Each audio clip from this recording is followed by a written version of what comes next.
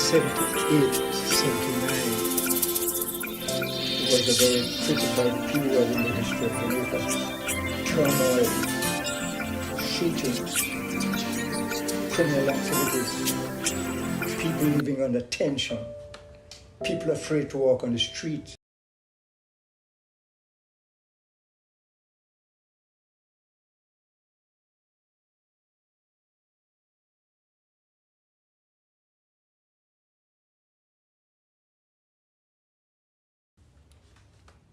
In 1978, 79 was a very critical period in the history of Jamaica. Turmoil, shootings, criminal activities, people living under tension, people afraid to walk on the street. One Grace Kennedy employee got shot. Not long afterwards, another Grace employee got shot. And the Grace staff was in a state of mind that we have to do something. We can't just go along with this thing happening every day like this.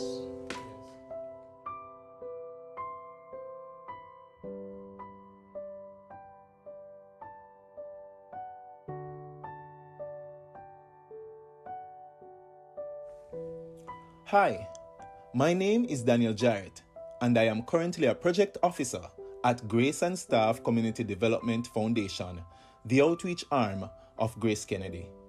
In 1979, there was great tension in downtown Kingston, which claimed the lives of many innocent people. Downtown communities were also categorized by poor living conditions, and residents had little to no access to proper housing and education. The Grace Kennedy family grew increasingly concerned by the plight of communities surrounding their headquarters in downtown Kingston.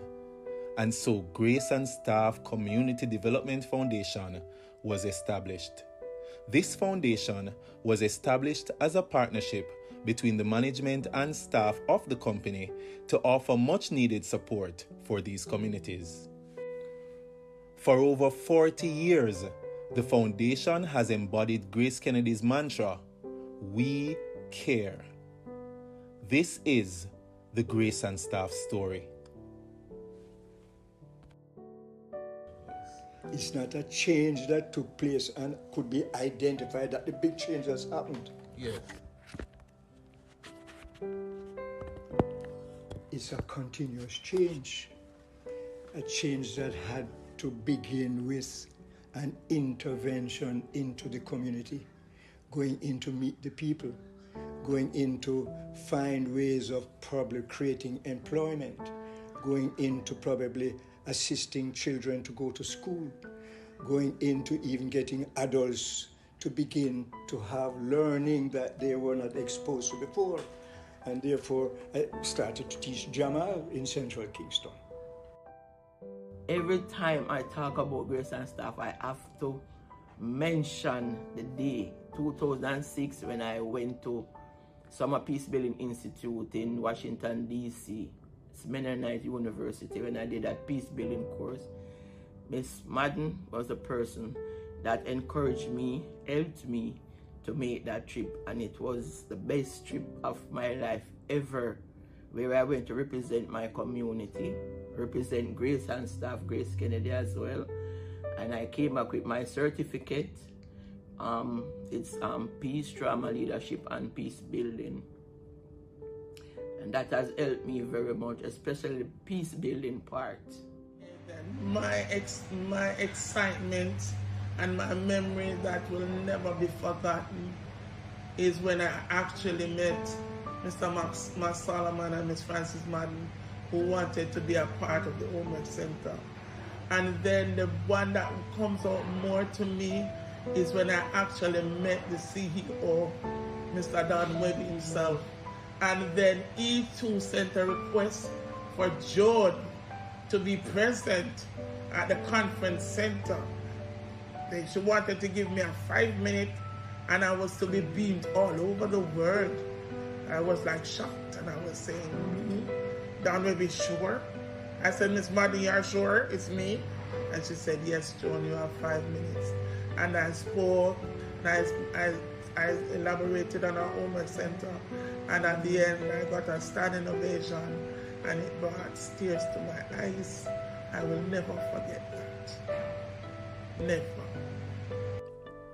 Volunteerism and community development both play an integral part of Grace and staff's mandate.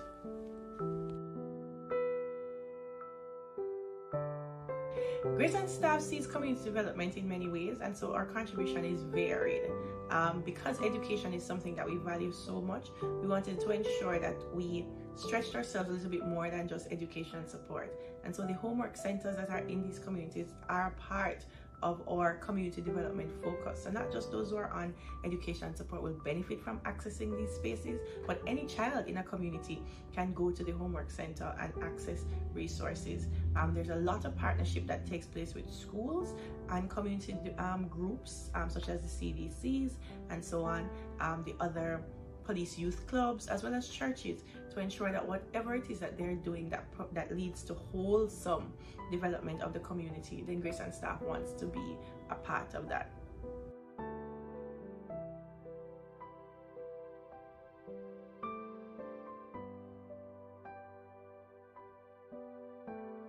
I remember watching the news one night, and the news anchor the night said, in 14 days, 14 people were either killed. Information in how you can do this thing called parenting a little bit better, because we're doing our best, don't it? So I'm assuming that we have most parents in the room. You're a mom, you're a dad, according to the definition. Just raise your hands. Let me make sure. And then we have the parent of all parents, Dr. Curtis Sweeney at the front. Put your hands together for him. So I did a little walkthrough earlier with the early birds, and let me thank you so much for being on time and for, just making sure that you cook the rice and peas quick and come. Anybody eat their dinner before they come? 4 people, 5 people? I didn't eat my dinner and I cooked. Can you believe it? I cooked, but I didn't eat it. So I'm going to make a promise to you that we will have you out of here in time to go and enjoy the dinner. So you don't have to turn on but the stove. It's going to still be warm when you get home. You trust me? And some people don't know me, because I walked around and say, hi, thank you for coming. Do you know who I am? No. So my name is Sandrina Davis, and I have the blessing of leading the team at Grace and Staff Community Development Foundation. Then put a little title, and say CEO, but it's just team leader, because I have a really, really awesome team. And you know them because you've been interacting with them longer than you have been interacting with me. So I'm asking you to put your hands together for my hardworking team.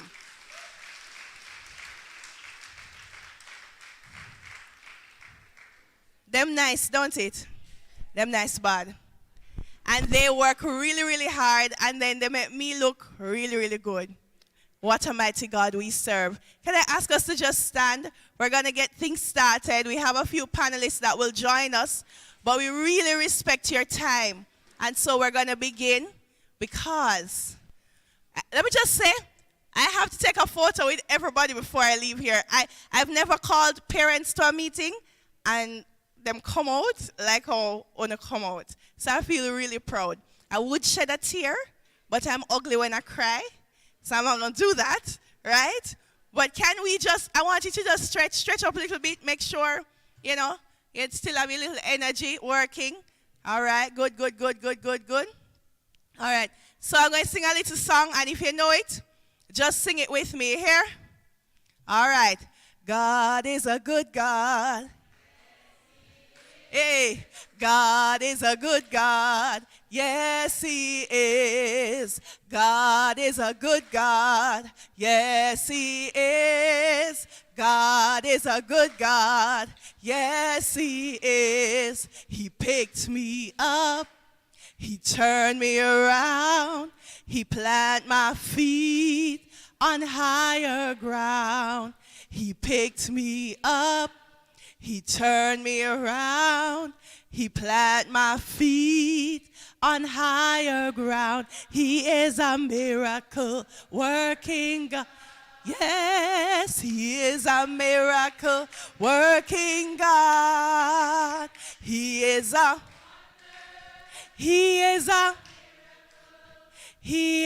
miracle work.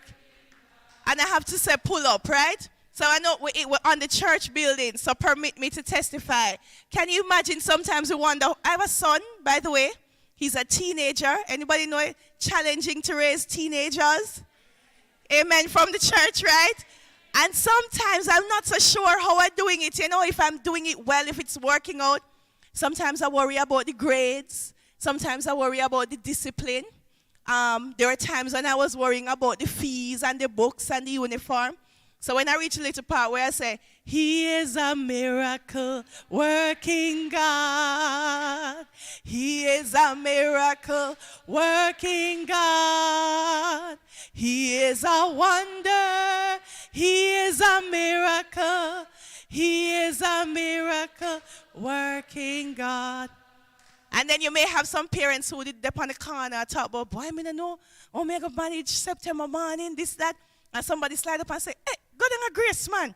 Talk to them. Talk to Miss Michelle. Talk to Mr. Mika. And they will figure it out for you. Anybody did have that experience?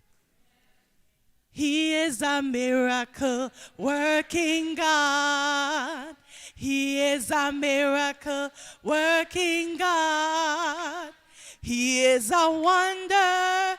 He is a miracle.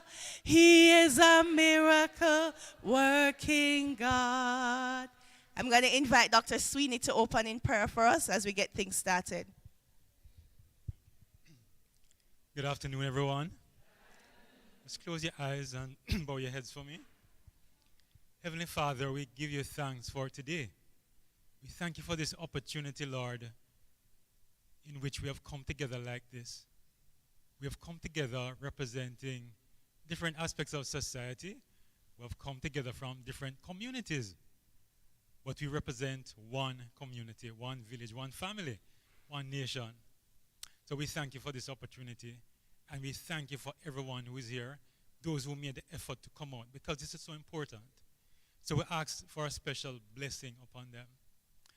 Father, even as we come today, we want to be mindful of the parents, the sacrifices they make. And we celebrate them. We celebrate them for the successes they have had, but we are also mindful of the challenges that they have had. And even as we celebrate them, we're also mindful that there are some children who may be lacking nurturing, not because our parents are not doing their best, but because sometimes the burden is so heavy that they sometimes do not get to provide the quality parenting that they would want to. But help them to recognize that they're not alone. But why? Because there's a village. And there's a village to support them. And this is why we are gathered here this afternoon. Because we want to discuss, we want to look at how we can reignite that village to continue to provide that support that we have. So we thank you for those who have come to contribute to this discussion. We thank you for our panelists who have made the sacrifice. We thank you for the parents who have made the sacrifice to come out as well. We pray that you will guide our discussion, Lord, so that we could leave here energized and reignited with a passion, with a purpose to continue to do our part, no matter what section of society we represent, but to recognize that we all have a responsibility, Lord, to contribute to the parenting and the rearing and the adjustment of our children. So we thank you for this opportunity, Lord, and we ask that you'll just guide our discussion and that everything will be done to your honor and glory, and that we will leave here really energized and, with a new purpose, Lord. So guide us now, Lord, and bless everything that will take place as we pray. In Jesus' name, amen.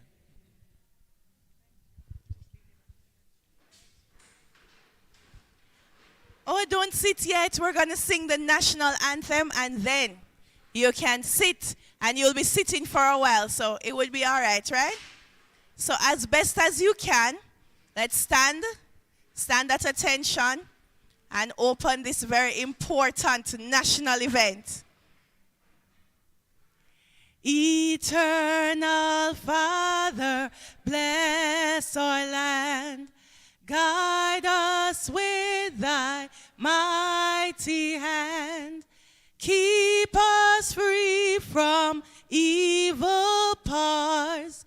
Be our light through countless hours. To our leaders, great defender, grant true wisdom from above. Justice, truth be ours forever. Jamaica land we love. Jamaica, Jamaica, Jamaica land we love. Teach us true respect for all. Stir response to duty's call. Strengthen us the weak to cherish. Give us vision lest we perish.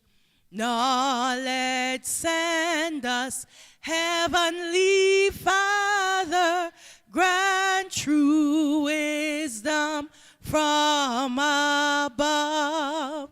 Justice, truth be ours forever. Jamaica land we love. Jamaica, Jamaica, Jamaica land we love. Thank you so much. You may be seated.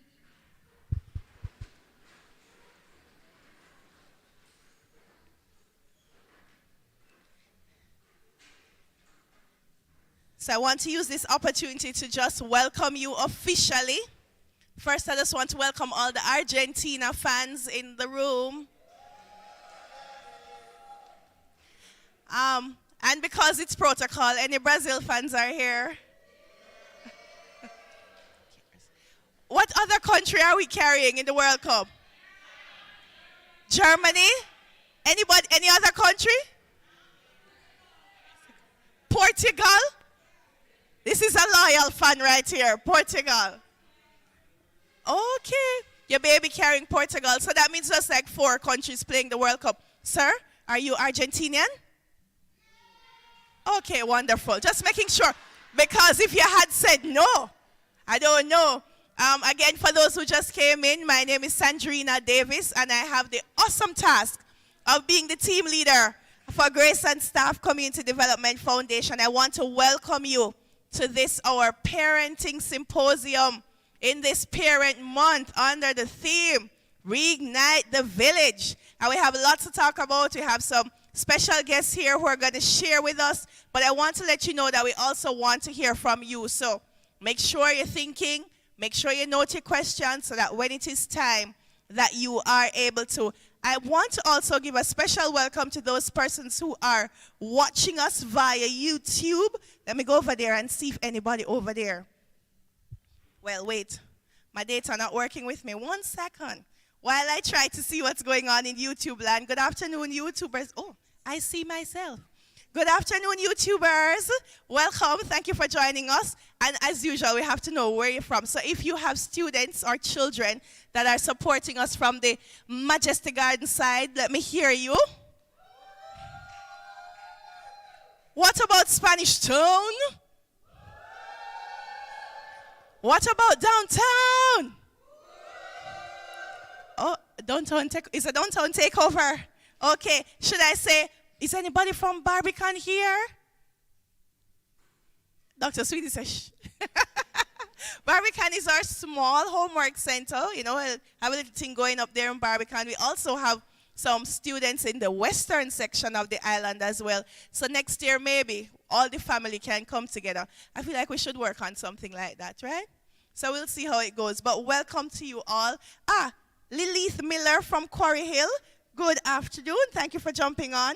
And Spanish Town Online, well represented. So thank you, guys. And I want to just tell you that in a little bit you will hear from our panelists. You'll hear a little bit about them as well, and you'll hear from them. But we do have something else in store. Everybody know all my team members, right? Grace and staff, people just wave where you are, stand and wave so they can put a face to the company. Ganesh is at the back waving. Daniel is over that side. The world knows Dr. Sweeney. Michelle Peters Mullings waving around the back. Am I missing anybody? Miss Yvonne Eubank is busy around. And our keynote speaker has made her way in. Good afternoon. Miss Cara, I know you're very busy this month. So we thank you for taking the time to come and share with us. So, we're going to make way for a little item from our Grace Kennedy STEM Center music group. Now, if your child is in that group, I expect you to clap a little louder than anybody else, right? So, please put your hands together and help me welcome our Grace Kennedy STEM Center music group.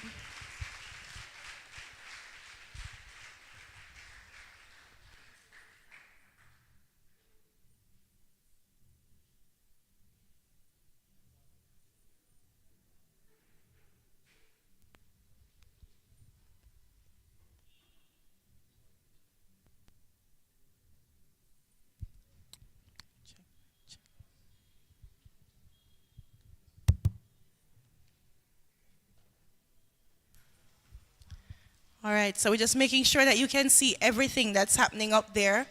So just clap them again. They almost reach.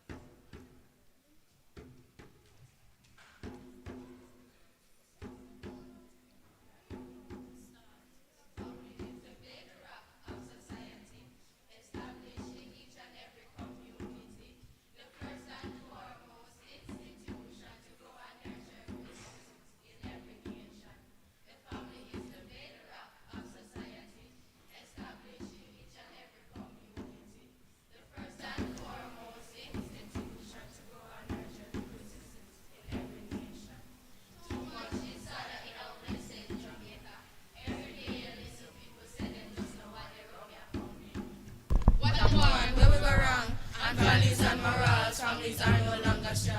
Corporate Jamaica Church, school and NGOs. There is only one way we can fix our roots. We have to reunite the family.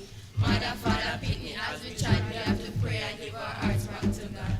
The family is the bedrock of society, established in each and every community. The first and foremost institution to grow and nurture good citizens in every nation. But only when we get it right. Here is the truth. We have to invest in our youth. We have to raise a child that the proverb can't spoil. Love for one another. Mother, father, sister, uncle, brother. And don't forget your neighbor. The family is the bedrock of society, established in each and every community. The first and foremost institution to grow and nurture good citizens in every nation. The family is the bedrock of society, established in each and every community. The first and foremost institution to grow and nurture good citizens in every nation. The first and foremost institution to grow and nurture good citizens in every nation. The first and foremost institution to grow and nurture good citizens in every nation.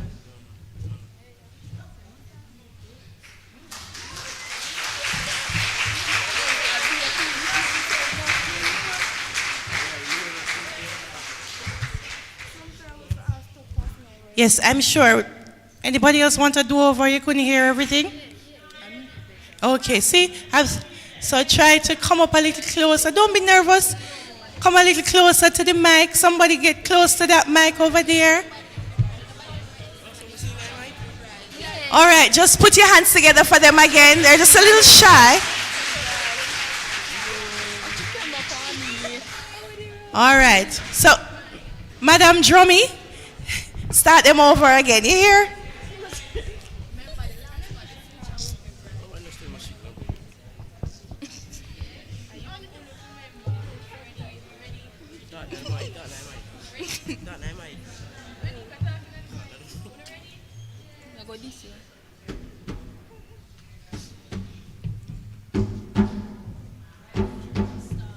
Family is the bedrock of society, established in each and every community. The first and foremost institution to grow and nurture good citizens in every nation. The family is the bedrock of society, established in each and every community. The first and foremost institution to grow and nurture good citizens in every nation. Too much desire in our blessed Jamaica. Every day you listen to people say them just no want their own.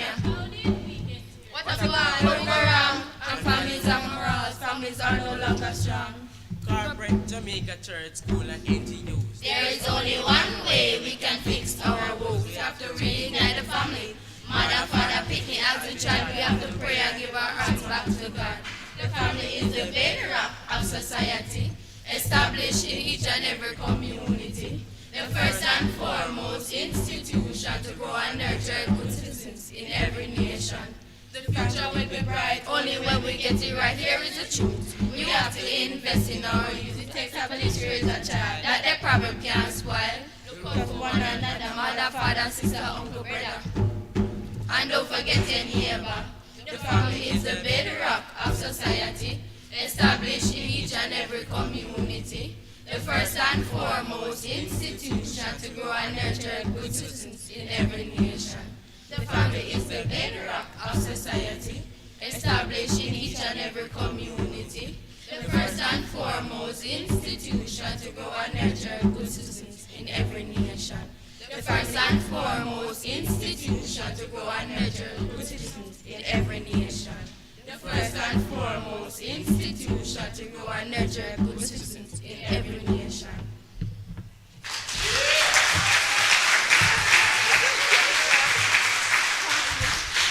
Thank you. You have one more? Oh, okay. Put your hands together for the Grace Kennedy STEM Center Music Group. The family is the bedrock of society. True, don't it? All right, all right, all right. So, I'm going to share with you a little bit of information about all our guests this afternoon. And so, for my panelists that are at the front, when I share who you are, just make your way to the head table. So let me tell you what's going to happen. I'm going to introduce all our guests, and we will hear from our keynote presenter first. And right after that, we go straight into our discussion.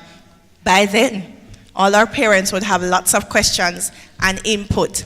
So let me tell you about Miss Casey Carr. She is the Chief Executive Officer of the National Parenting Support Commission, a body, corporate, and agency of the Ministry of Education and Youth. She is responsible for setting the strategic direction of the entity through public-private funding for the development and sustainability of programs that promote parental involvement in schools. Each program aims to foster effective parenting skills.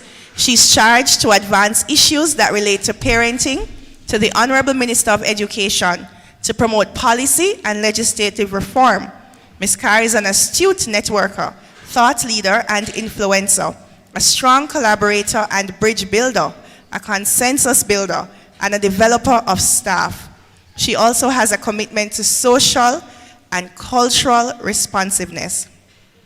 Ms. Carr has 25 years of service in education. She was a part of the Education System Transformation Program team, where she ascribed a linear, targeted approach in support of parents and vulnerable populations of students, and provided leadership and accountability systems for principals and teachers. Ms. Carr is sustained by her growth mindset and prides herself as a lifelong learner. She holds a Master of Arts degree in Education Administration and Supervision and a Bachelor of Arts in Special Education, having studied at Western Carolina University. She also completed a range of courses at Virginia State University, Nova Southeastern University, and Stanford University. Her latest research interest in public policy, examining the will for social inclusion. Ms. Carr is a champion of children's rights, an advocate of social inclusion, volunteerism, and school and community development. She's also a motivational speaker and a strong believer in the possibilities and greatness of all human beings. She has one child, a son, who she believes is her greatest teacher. She enjoys long leisurely drives, word games, and quality time with family and friends. She also has an interest in languages and has been trying to learn German and Mandarin. How's that going? Please put your hands together for Miss Casey Carr. And you will hear from her in a little bit, okay? We also have with us this afternoon Lyris Williams. Did I pronounce it correctly? No, is Miss Lyris here? All right, moving on. All right, and we have Mr. Sekou Hunter. He considers himself a man of God who is currently serving as an educator and a mentor at the Michael University College. He holds both a Bachelor's of Education degree in Business Education and Computer Science and a Master's of Arts degree with a concentration in Adult Education. Sekou is married to one wife, Marissa Wilson Hunter, and the two have a beautiful baby girl, Stephanie Hope Hunter. Sekou has served in the Fine Arts Department at the Emmanuel Apostolic Church Headquarters branch for over 8 years. In particular, the dance choir and my ministry. He has ministered across the island at conventions, concerts, as well as the finals of Digital Rising Stars in 2012. Currently, he's serving in a number of capacities in communities such as the faculty advisor at the Michael University College Drama Society, a radio personality, host and producer at News Talk 93 FM for Magava, Men of God Against Violence and Abuse, Raising Boys and the Journey to Manhood. He's assistant coach at Michael University to the Business House football team, team manager to the Business House table tennis team, lead mentor to at-risk male students who are from vulnerable circumstances, and is attending the Michael University College. He's the CEO and founder of Hunter's Tutorial Services, where he teaches principles of business, accounts, and mathematics. Please put your hands together for Mr. Sekou Hunter.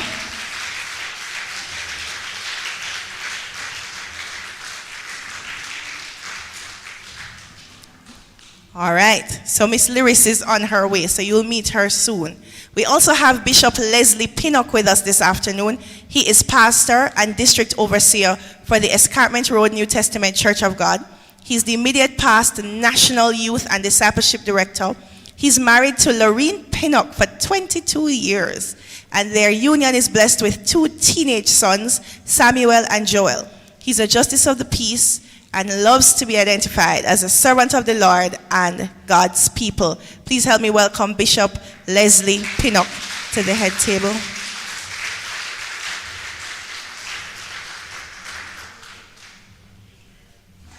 All right, so we're going to kick our discussion off. Is that okay? Checking with my people who are directing today's conversation. So let me make sure to take the mic down to Ms. Carr, who is going to provoke our thoughts this afternoon.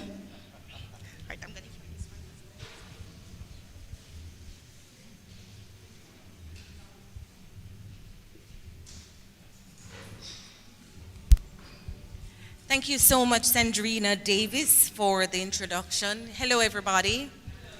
Thank you so much to Grace Staff and Family Foundation for the invitation to be here this evening.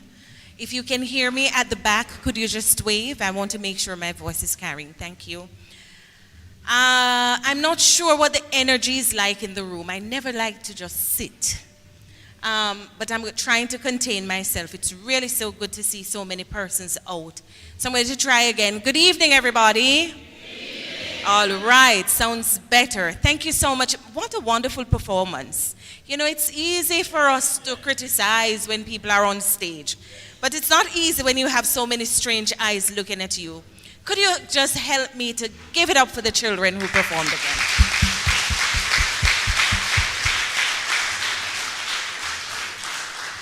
Thank you. As you heard in the introduction, I am the Chief Executive Officer of the National Parenting Support Commission. We should not be confused with the PTA. That's not who we are. That's a voluntary organization.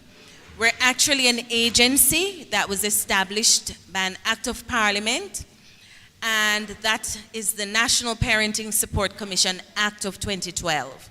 We opened our doors in 2013, and you heard that we are an agency of the Ministry of Education and Youth. By virtue of the name of this entity, you know that we're here to do what with parents? So let me go again. We're the National Parenting Support Commission. So what do we do? Okay, you're all bright. You got A. Yes, we're here to support parents.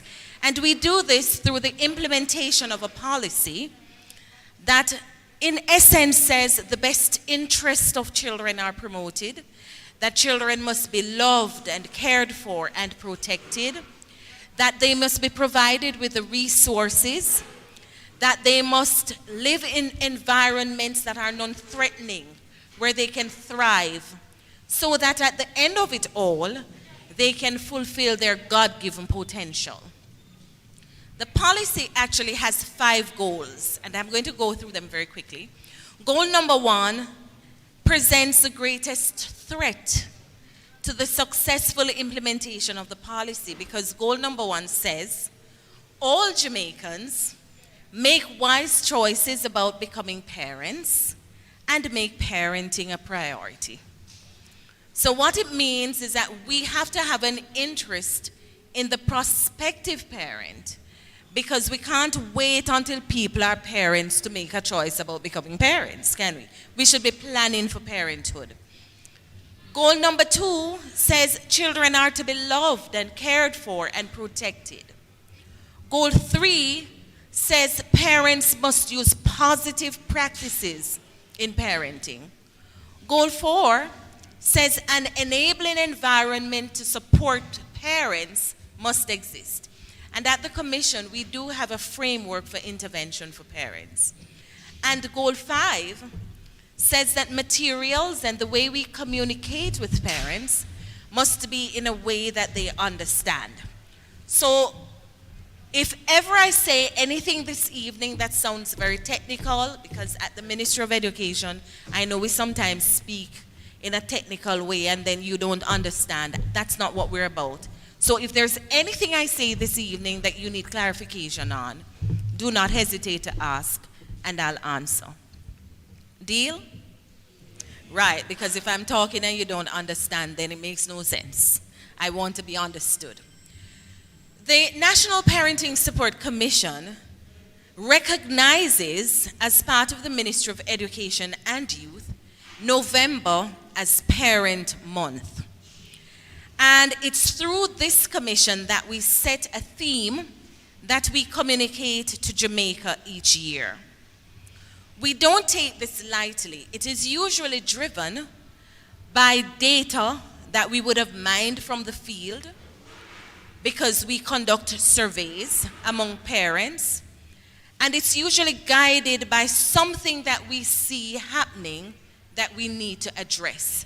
So whereas it's a celebration of those parents who have participated in the education system over the past year, we also use the opportunity to call parents to action to address an issue that we're seeing. This year we chose the theme, Reignite the Village. Now the first word in that theme, reignite, would be familiar to you because we are celebrating Jamaica 60, our 60th year of independence. And that theme was reigniting a nation for greatness. Anybody heard that theme? No? Yes, were you not at Grand Gala? Were you not watching the celebrations? And we continue to observe Jamaica 60. So, reigniting a nation for greatness. we thought it important to carry the spirit of that theme. And we also recognized through a focus group survey that we conducted across the country, where we spoke to about 450 parents, that parents were telling us things that we had to address this month and beyond. Parents were saying to us, we feel fed up, we feel frustrated, the children are not listening to us, they're not hearing. Some of our children are scamming, because they did have a concern about that. And they said, essentially, we just can't bother. And this was a continuous thing across the country, and we spoke to 450 parents. And whereas that's below the national sample size, because the national sample size is 1,000, it was enough to spark our concern that at this time, we need parents to bother. We can't have you say, you're not bothering, and the children are not listening to you. In the education sector, what we noticed during the height of COVID, parental involvement in education actually increased.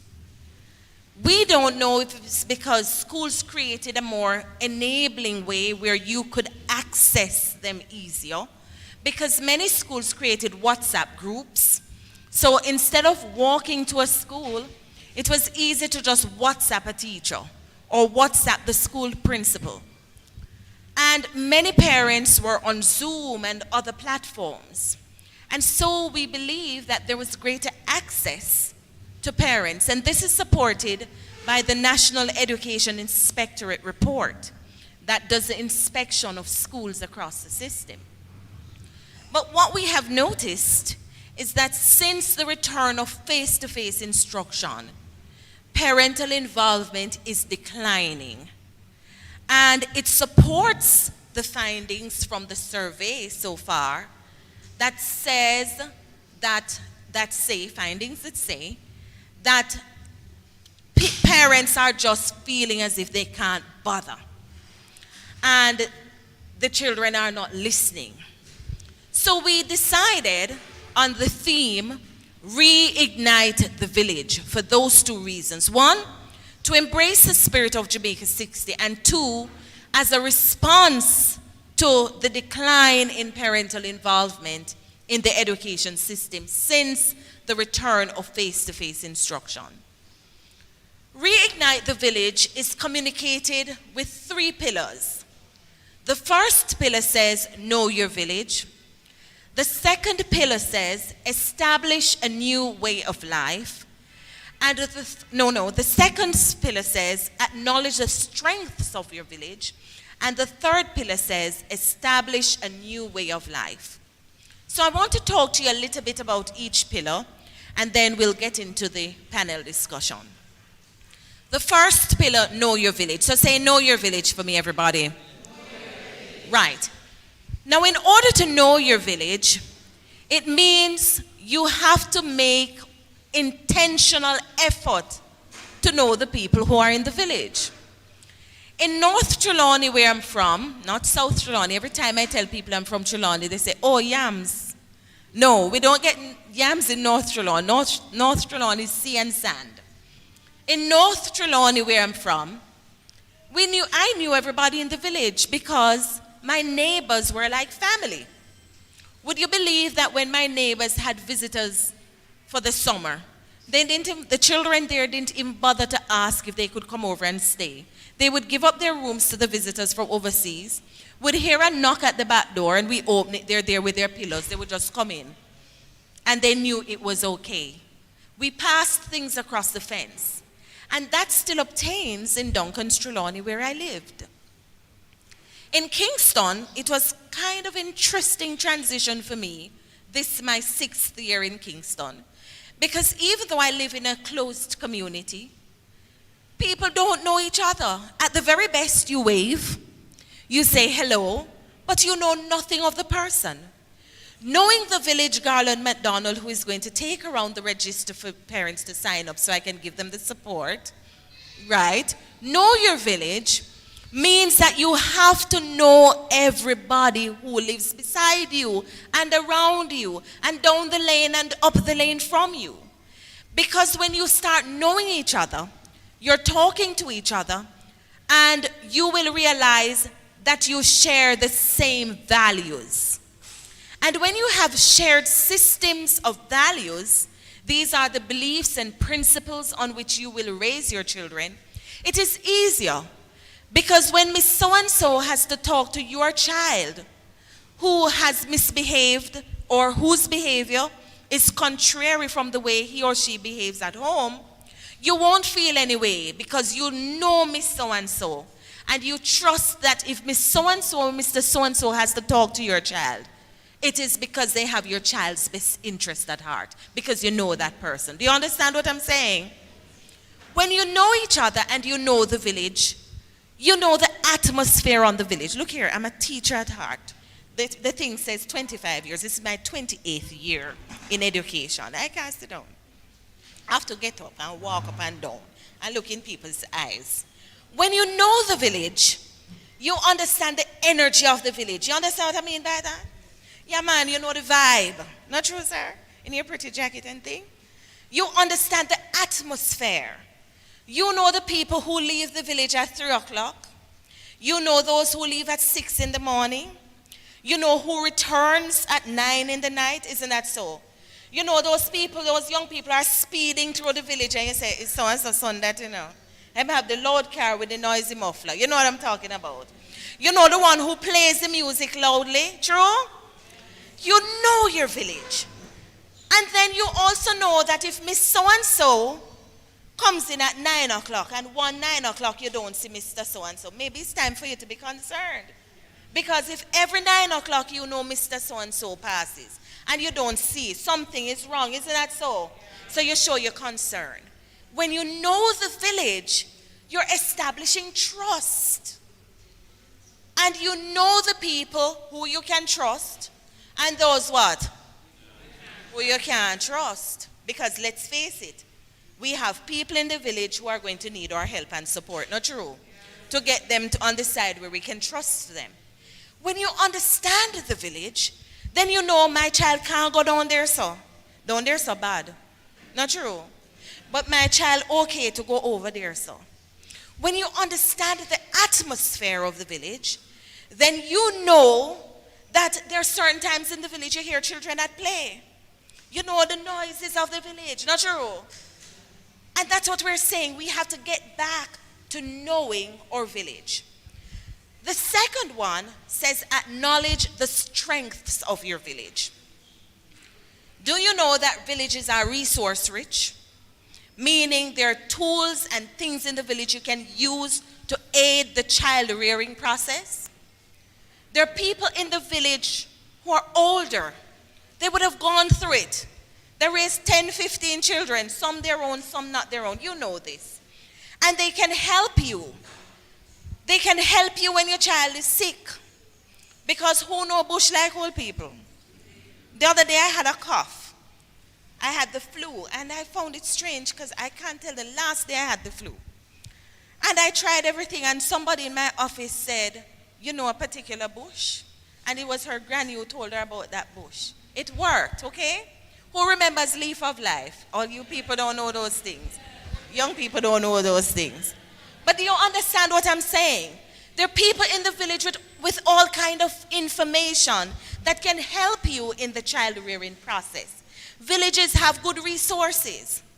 When you know the village and when you know the resources in the village, then when you have challenges in parenting, because any of you parents who sit here and tell me that parenting is easy, I'm going to say you're not quite telling the truth. Because parenting is a difficult job. It's challenging if you want to do well.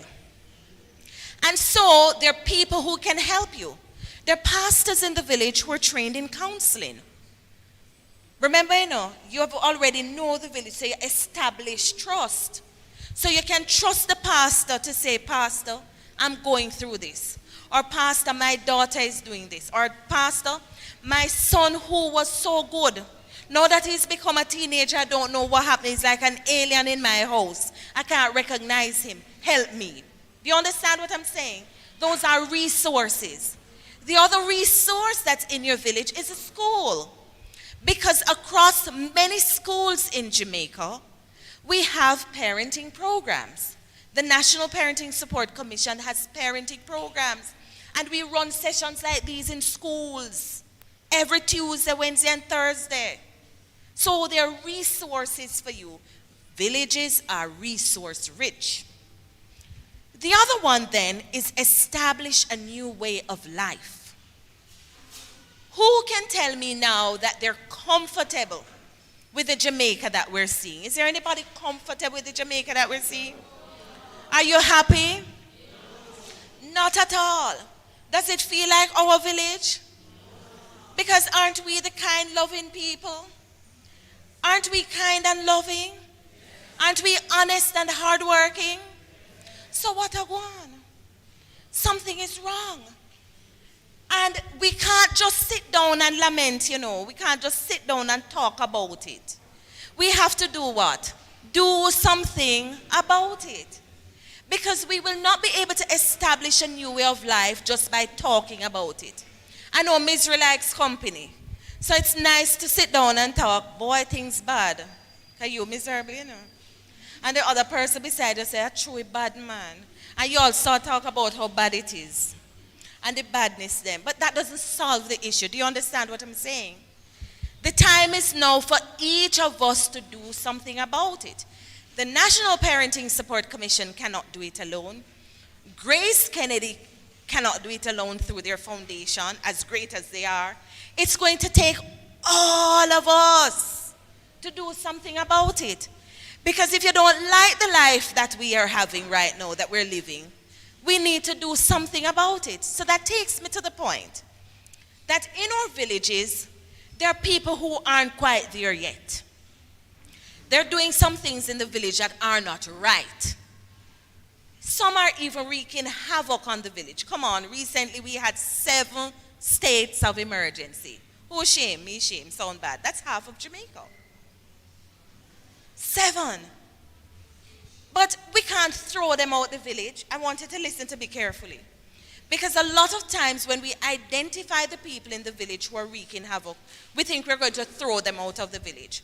But when you throw them out of your village, they're going to end up in your village. And when you throw them out, they're going to end up in your village, Mr. Sir and Mrs. Ma'am.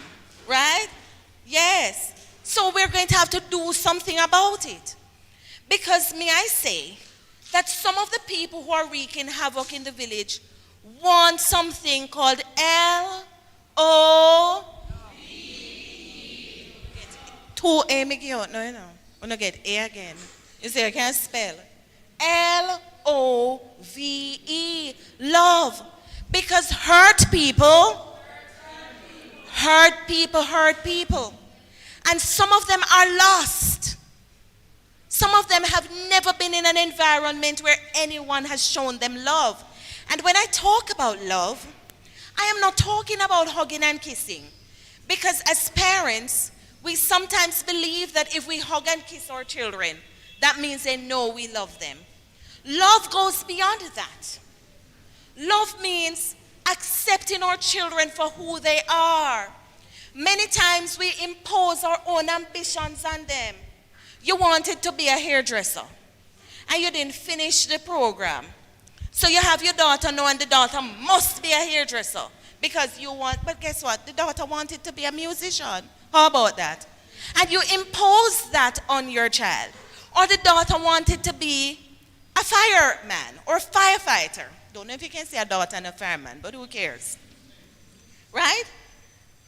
And you want the daughter to be a teacher or a nurse. And you impose because deep down, if you were to be honest, it was your dream to be a teacher or a nurse. Love means accepting who your children are. But even in accepting, it doesn't mean that where they fall short, you're not going to do something about it. So let's think of your children as learners. What if you have a child who is a slow learner? And the teacher is telling you that you need some specific things to do. But you're saying, well, at home when I teach him, he will learn. You're not accepting it. Whereas if you stopped being in denial and you worked with the teacher, that slow learner could get the intervention, and before you know it, starts progressing at his pace. Do you understand what I'm saying? So love is also doing what you need to do to enhance who your children are. Because children have gifts. Children have talents. There is no one who God created who didn't get talents, who didn't get gifts. But sometimes you think that the gifts they have is not the gift you wanted them to have. And so it becomes a problem. What you're doing, you're affecting their sense of self. You're affecting their self-esteem, their self-worth. And one I'm going to teach you that I don't use often enough, but your self-schema. Your schema comes from your thoughts, those things you think about. And if in your schema you're thinking, I am worthless, or I'm no good, or mommy doesn't love me, mommy says she loves me, but everything, or daddy says he loves me, but his actions contradict what he says, then it's going to affect how you interact with the people around you. Because if you hate yourself, how are you going to love somebody else? Do you understand? If you start not liking who you are, it's going to be difficult for you to like anybody in the community. So as we work to establish a new way of life, as we work to repair the village, I am saying don't take on the entire Jamaica. That's not what I'm saying. Take on your house. Take on what?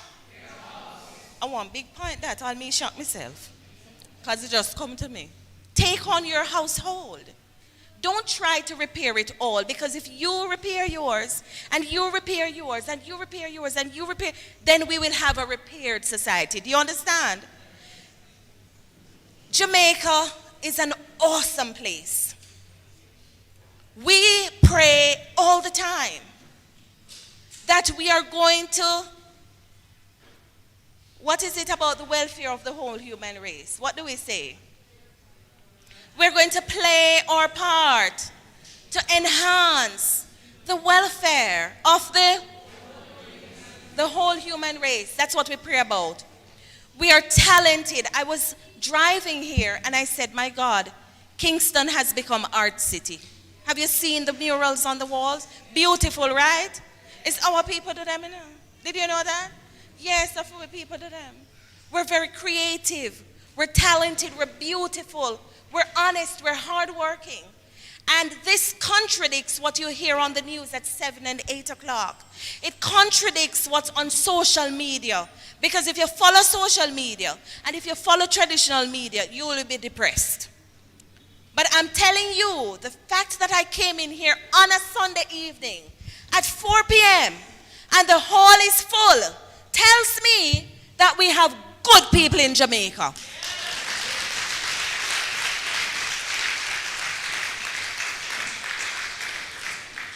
And we need to rise up, you good people, and we need to take it back. We can change the village.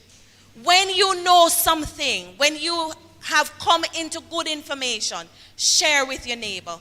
Parenting is not meant to be an exclusive journey. In other words, you don't have to be on the journey alone. There are people in the village, including this gem called the National Parenting Support Commission. It's created to support you.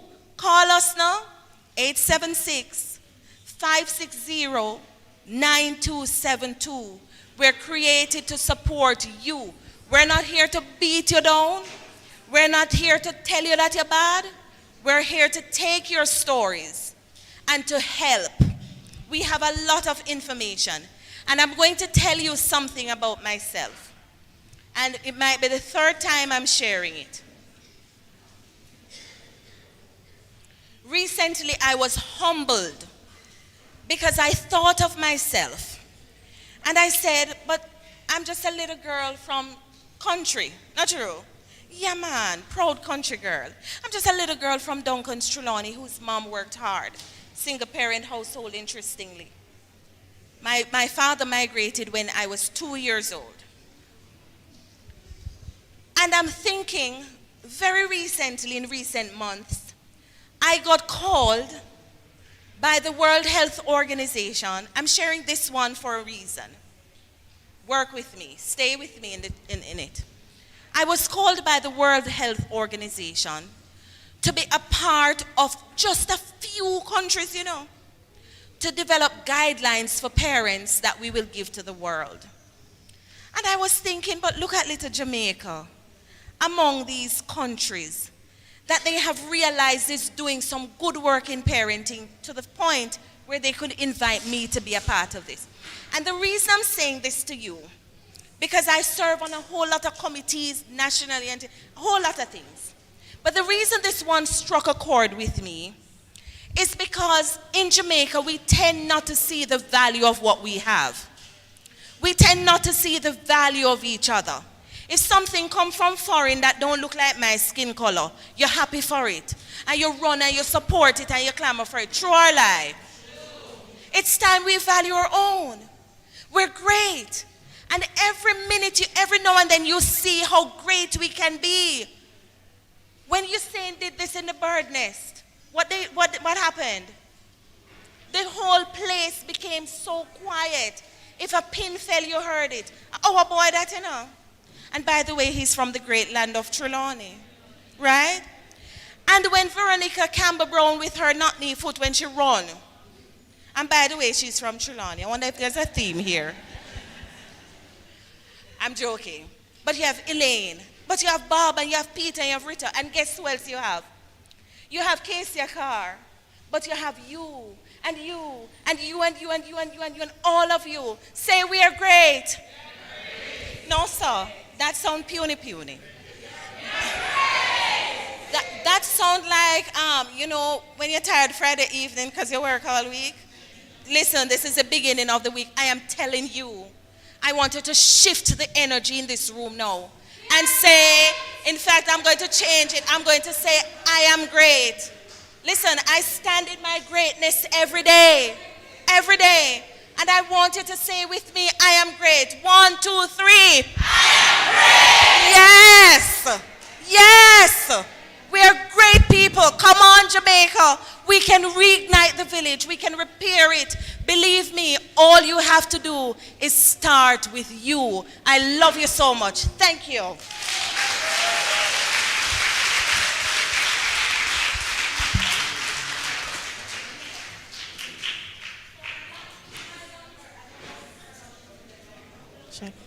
Okay, the number to call, yes. Yes, y'all gave me goose pimples a while ago. I get excited. I love my people. I love Jamaica. I love my people. Yes, my parents are American citizens, but I choose to be here. I am here. I love Jamaica. I believe we can do better. The number is 876-560-9272. 876-560-9272. You repeat the number for me now. 876-560-9272. Clap yourselves. You're great. Thank you so much, Ms. Carr. I know you have questions. We're going to have our question and answer segment. So one time I used to be worried that we would lose our thought, right? But we all have a phone. So put the question down in your notes or send it to somebody so that at least you will have it. Thank you so much, Ms. Carr, for kicking things off for us in a most appropriate way. And let me let you know that those on YouTube concur.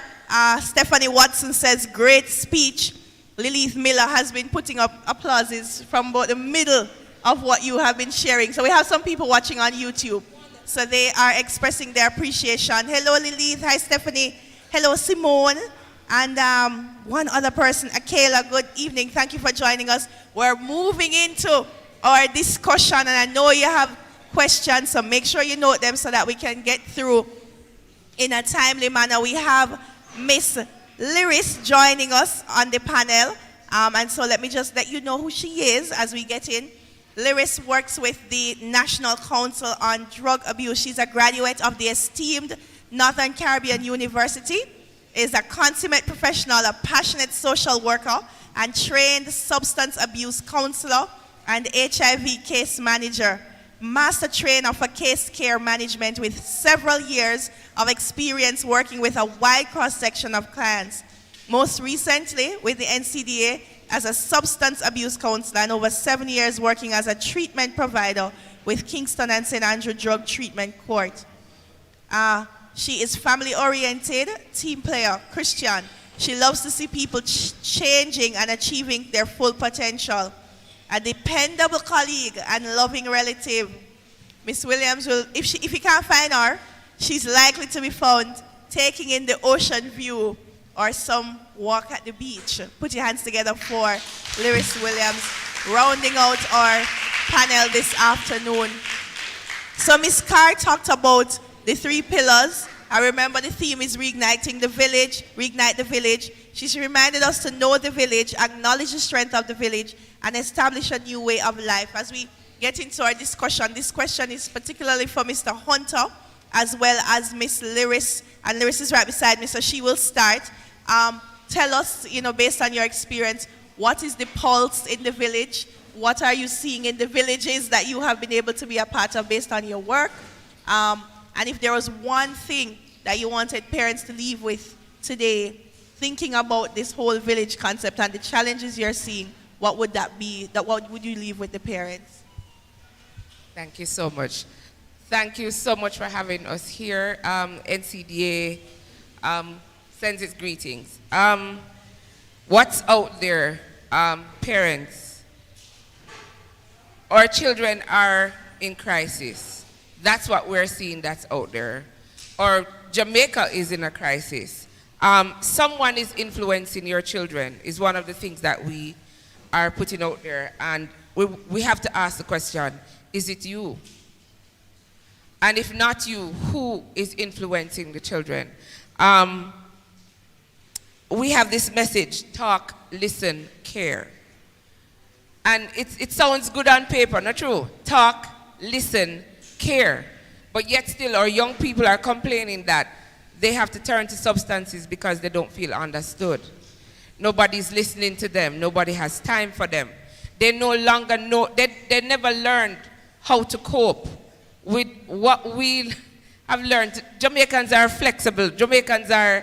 We're considered what? Irie, not true? No matter where we go, we can accomplish so much. Have you heard about great Jamaicans all over the world? We can do anything. We're resilient.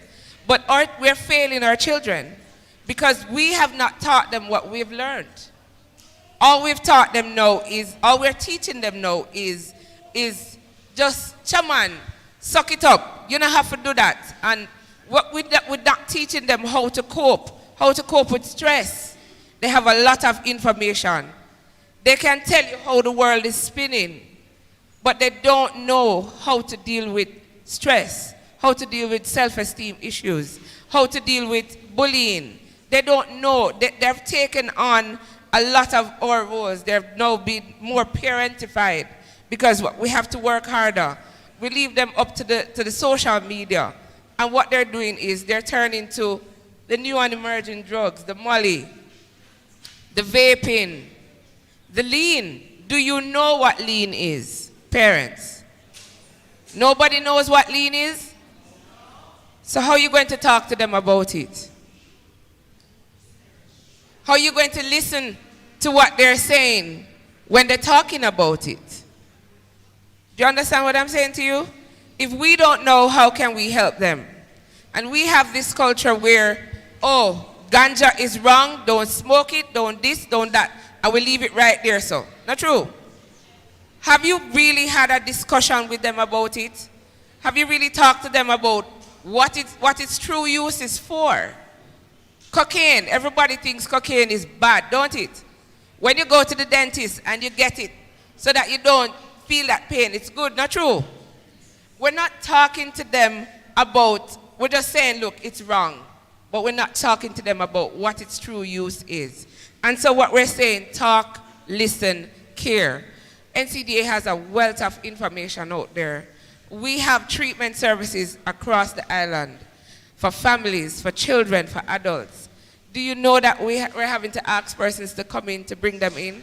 The only time we're seeing young people come in a lot of these times is when they have mental health issues, or it gone too bad, or they're having school issues. And we're saying, come in, we are here. There's information out there, parents, that you need to know. When we go into the schools and we talk to these children, they can tell you every single new drink on the market, every mixed liquor, everything about the lean and who's using it and where they can get it, and all the details about it, what it does to you, how some of them mashing up themselves with it. When we talk to the parents, really, miss, that is out there? If you don't know what your child is doing, how can you guide them? It is so important for you to know. We have so much information, and guess what? It's free, it's available. And so we are imploring you, talk, listen, care. Even the ones that seem unreachable need what Ms. Carr said, L-O-V-E. L-O-V-E, connection. That is the true metal of a man. That's what makes us who we are. And it doesn't matter who we are, that's what we need. Not true? When they turn to substances, it's because they have forgotten. Now, can I say to you, most parents come to us and say, look, but how do you know when you're abusing substances? Because they're saying, so what you're saying, we mustn't smoke, we mustn't drink. Well, smoking is not good for you. The only thing smoke that is good is jerk chicken.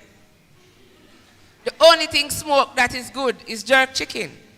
You understand? No other thing smoked and is good. Worse, the vaping that has the liquid that can poison you. You understand what I'm saying to you? Nothing smoked is good. Now, how do you know when you are misusing a substance? We have moved away in the party scene from just two bottles of drink to a whole table. Not true? If you're not going through a whole table full of juice now, you're not doing anything. Not true? How do you know? You have reached that point. Because if it's not 1 and 2, marijuana stays in your system up to 8 months. Do you really need a spliff, a draw every single day? No. Do you understand what I'm saying to you? So there's information here, and I think what we need to do is come in, get some information so that we can actually talk, listen, and care. Mr. Hunter, see if we can get that mic up and working to have your input in. Make sure that you are taking note, talk, listen, care. And the big question, someone is influencing your children. Is that person you? Good evening, everyone. Let me first make commendation to the Grace and staff team for putting together this kind of a discourse where parents can meet persons from different spaces to come and to share and to edify. And when we leave here, we can go back and to share with our own community. I also want to give commendation to, Sister Carr for such a riveting and thought-provoking discussion that she just shared. I thought to myself as if she and I had a conversation last night, pretty much because all of what I wanted to say, she already shared it. And the question was asked, what have I observed in my space or my community? And I can talk from a universal perspective. I think what we have seen is that I think we are failing our men. Let me reiterate. I think as a system, in terms of education, I think we are failing our boys and our men. I currently serve at the Michael University College in a capacity where I'm in charge of at-risk males. One of the things that we observed, and we have been operating this program for over 14 years, one of the things that we have observed is that a large percentage of our youth are involved in criminal activities. And one of the things that is a fact is that a large percentage of our student population in the tertiary space are females. And why so? All these institutions, in terms of tertiary space, you have to have at minimum 5 subjects to enter in order to access higher learning education. Am I correct? So one of the things that the MICO most recently have decided to do is not to wait to the high school to qualify those persons come into MICO.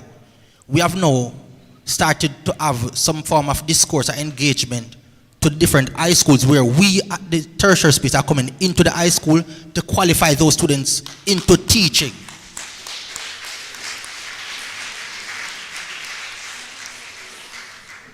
And one of the things that we are doing, and one of the purpose is to, based on one of the observations we have seen, is that most of our families in our communities are raised by mothers, single mothers. So we are targeting males in our schools to qualify them so that we can counter the challenge that we are facing, where a lot of these houses are raised with only mothers.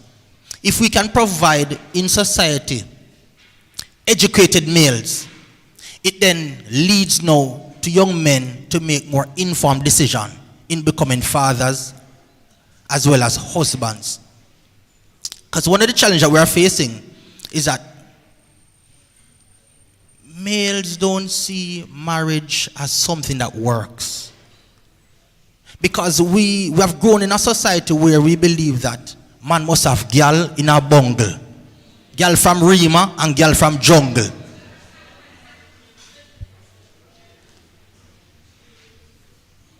And I must say I am grateful for the fact that my mother is now deceased. May her soul rest in peace. I'm grateful for the fact that I had a mother who believes in education at the highest level. And when we have entities such as Grace and Staff organized, at the time to organize a forum to get persons from the community to come at a table and to discuss solutions in order to contribute to nation building, we have to give credit to such an entity.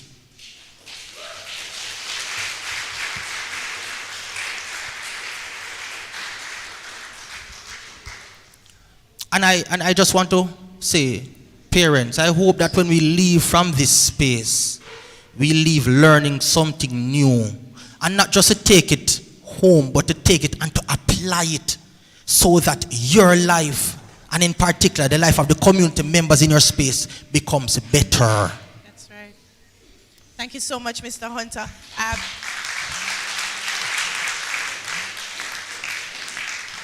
I think we can all agree that there is a lot more work to be done with our boys and our men. As a boy mom, I agree, and I'm sure a lot of other parents here also agree. We have a bishop at the table, and a lot of times, the church gets in the hot seat. And again, we're going to put the spotlight on the church. Bishop Pinnock, thank you for coming, sir. He's not even holding up his head. But we really wanted to I want to ask you, sir, I think for all of us, Ms. Carr spoke about, early beginnings, and I think anybody here never went to Sunday school or Sabbath school as a child? Anybody never went? There you go. All right. So interesting. And sometimes I find myself saying to my son, you want to go to church today? Okay, I soon come back. Bishop Pinnock, yes. We come to the church to christen them, yes. We come to the church for prayer for them if something happening that we can't manage. And we come back to the church to bury them.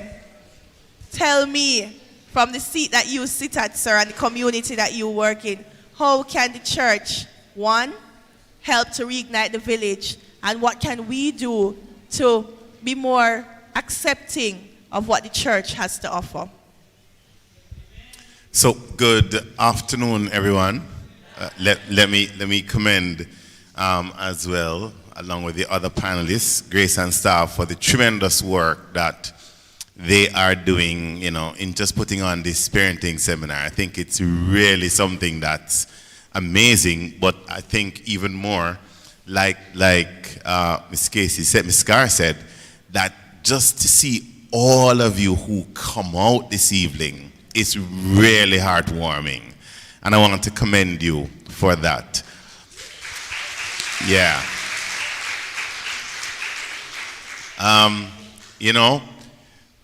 I have a little variation to a lot of things that's said.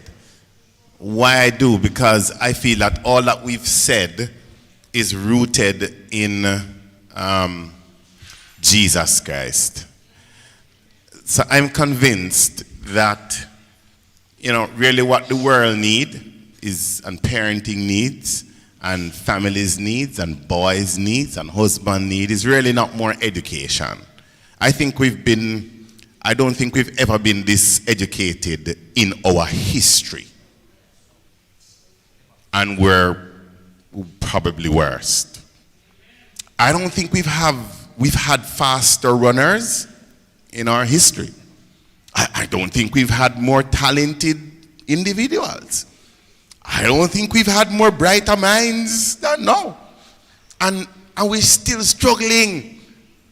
I feel that clearly all of these things are good stuff. But I am convicted and convinced that God makes all the difference in the world. A relationship with the Lord. And I want you to listen to me for a minute. In the book of St. Luke chapter 10, Jesus meets this bright man. He's a lawyer. And Jesus is having this conversation about this lawyer. And he kind of narrows down the 10 commandments to 2. And he says these 2 commandments are the greatest commandments. The first one, he says, is that you must have a vertical love. You must love the Lord your God with all your heart, your soul, your might. And then he says once you do that, that love is going to be translated into now an horizontal love, where you love your neighbor as yourself. This is where the real problem is. So here this bright fellow. The bright fellow said to Jesus, so tell me Jesus, who is my neighbor? So Jesus tell him a little parable about the Good Samaritan. And Jesus was deliberate, because the Good Samaritan talks about Jews and Samaritan. And Jesus knows, some people from cross the road over there, so don't talk to the people them from cross the road down there, so. Jesus knows you have a borderline where you walk on. And some people over there, so even if them see the people them over there are dead, or the people them pick me over there are dead, them no pay them no mind. So Jesus seeks to deal with it, because our real issue, is a heart issue. And me can tell you, me grew up in a Shortwood and Grand Spain with mother and father, and then mother alone, because, daddy kind of take off a little bit. He come back afterwards still. But it work out. And so we understand the inner city vibes. The thing is, if it is that our nation is really going to change, we've got to start caring about each other again. I heard Miss Carr said it. That when she did a little bit, me too. My neighbor them used to pass things across the fence and give it. And we eat and cool and we play together and all of them something there. Yeah. And when me go to school, me used to have fight with my brethren them. But by the day done, we make up back. We not go for no gun. We not go for no nothing. And we make up back. And we start reason again. Alright? But guess what? Let me take it a little bit further.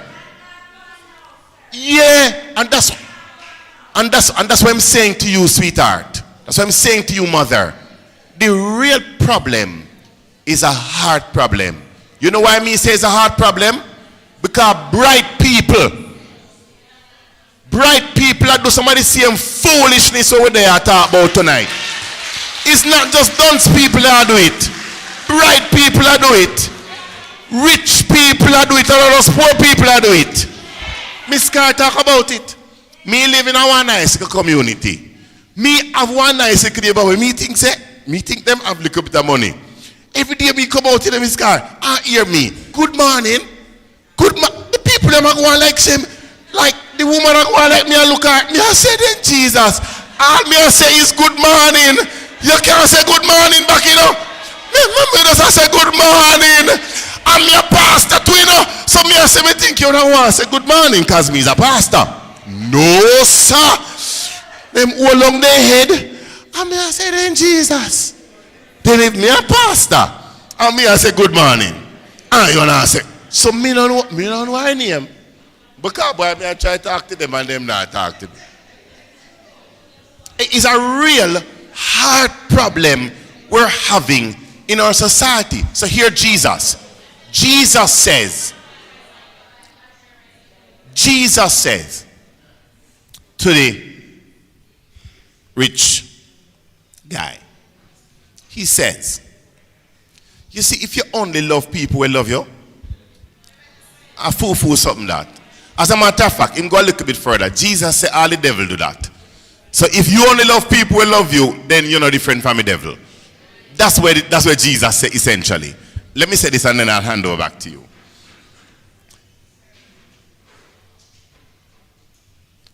A lot of us as parents, you know what our biggest mistakes are, including mine? We try to tell our children what to do versus demonstrating to them what they should do. And we don't understand that the people them a watch how we are treat we neighbor them next door. Them a listen to what we are say about we neighbor them next door. And some of the attitudes that we see in our children, our parents them a come from. It's parents them a, you think so when you see a youth out a road, a hold on upon a little girl and a box her up. You think say him just sit down and watch TV and get that? Go check it out. Check it out. What I'm saying to you, that as a congregation, as a church, we're declaring church. We're declaring to you parents that you have to be the example that you want your children to be. And it's not like what Miss Carr says, you know. So we're not saying that we're trying to recreate ourselves in them, because they're their own individuals and we want them to be that. But you must allow them to see in you what you are trying to tell them to be. So act it out first. So stop malice your neighbor first before you tell them, say them can, let them talk to them friend down the road. You get what I say? Stop put up with certain things. I don't have to tell you what kind of things we are put up with. Stop put up with certain things and make the youth them see. And then we are going to our school and go and like say, yeah, shut. I think I'm going to stop there. Thank you, Rev. Thank you so much, Bishop Pinnock.